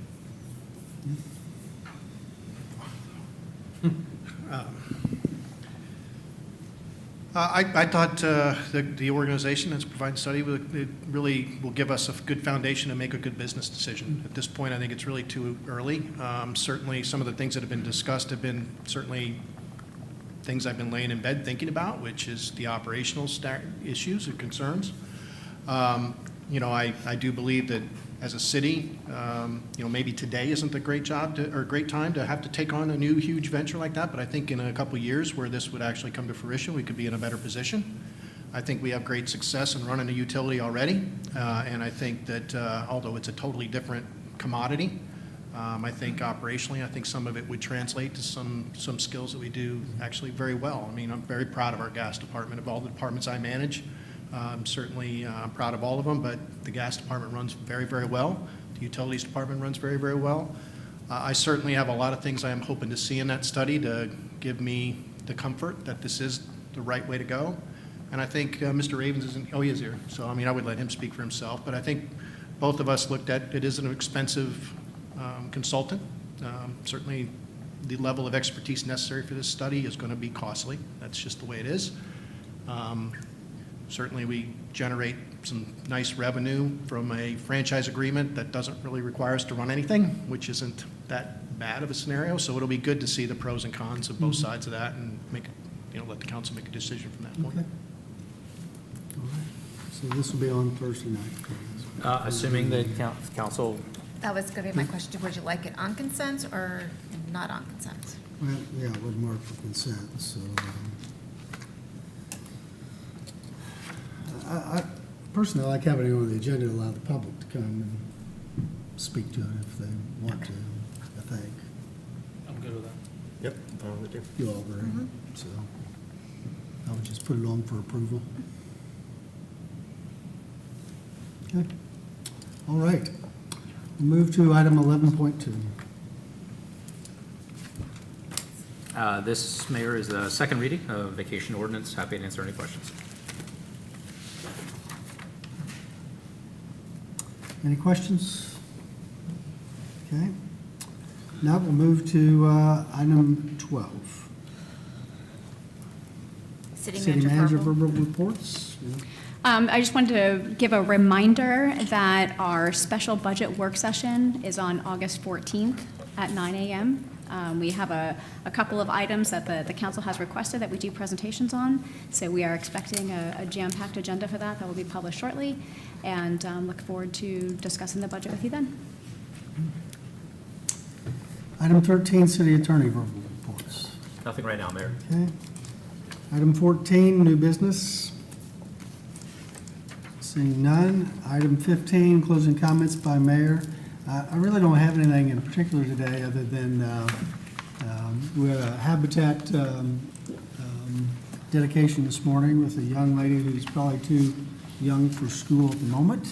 But I thought about her age group and how the summer has gone by quickly and they are all going back to school very soon. So I know this weekend there's some great annual events we have at our rec centers. And so for those of us up here to remind citizens that there's an opportunity for them to go to back to school events because that's that kind of program touches our residents, is very important to them. So I'll talk about it again on Thursday night as well. And the only other thing I wanted to say, just with the councils up here, I just appreciate your collaboration on a number of things. Each of you serve on different boards and committees, but aside from that, just the way the four of you have helped me lead on certain issues that you've directly spoken with constituents in various different areas, and how you're identifying areas where you've got perhaps some professional background or expertise and a connection to the community that maybe the other four of us don't have. And I appreciate your efforts in doing that, because I really feel we're 4 months in, we're addressing and serving the citizens as a team, and I appreciate all of your efforts in doing that. So with that, I will adjourn the work session of July 29, 2024.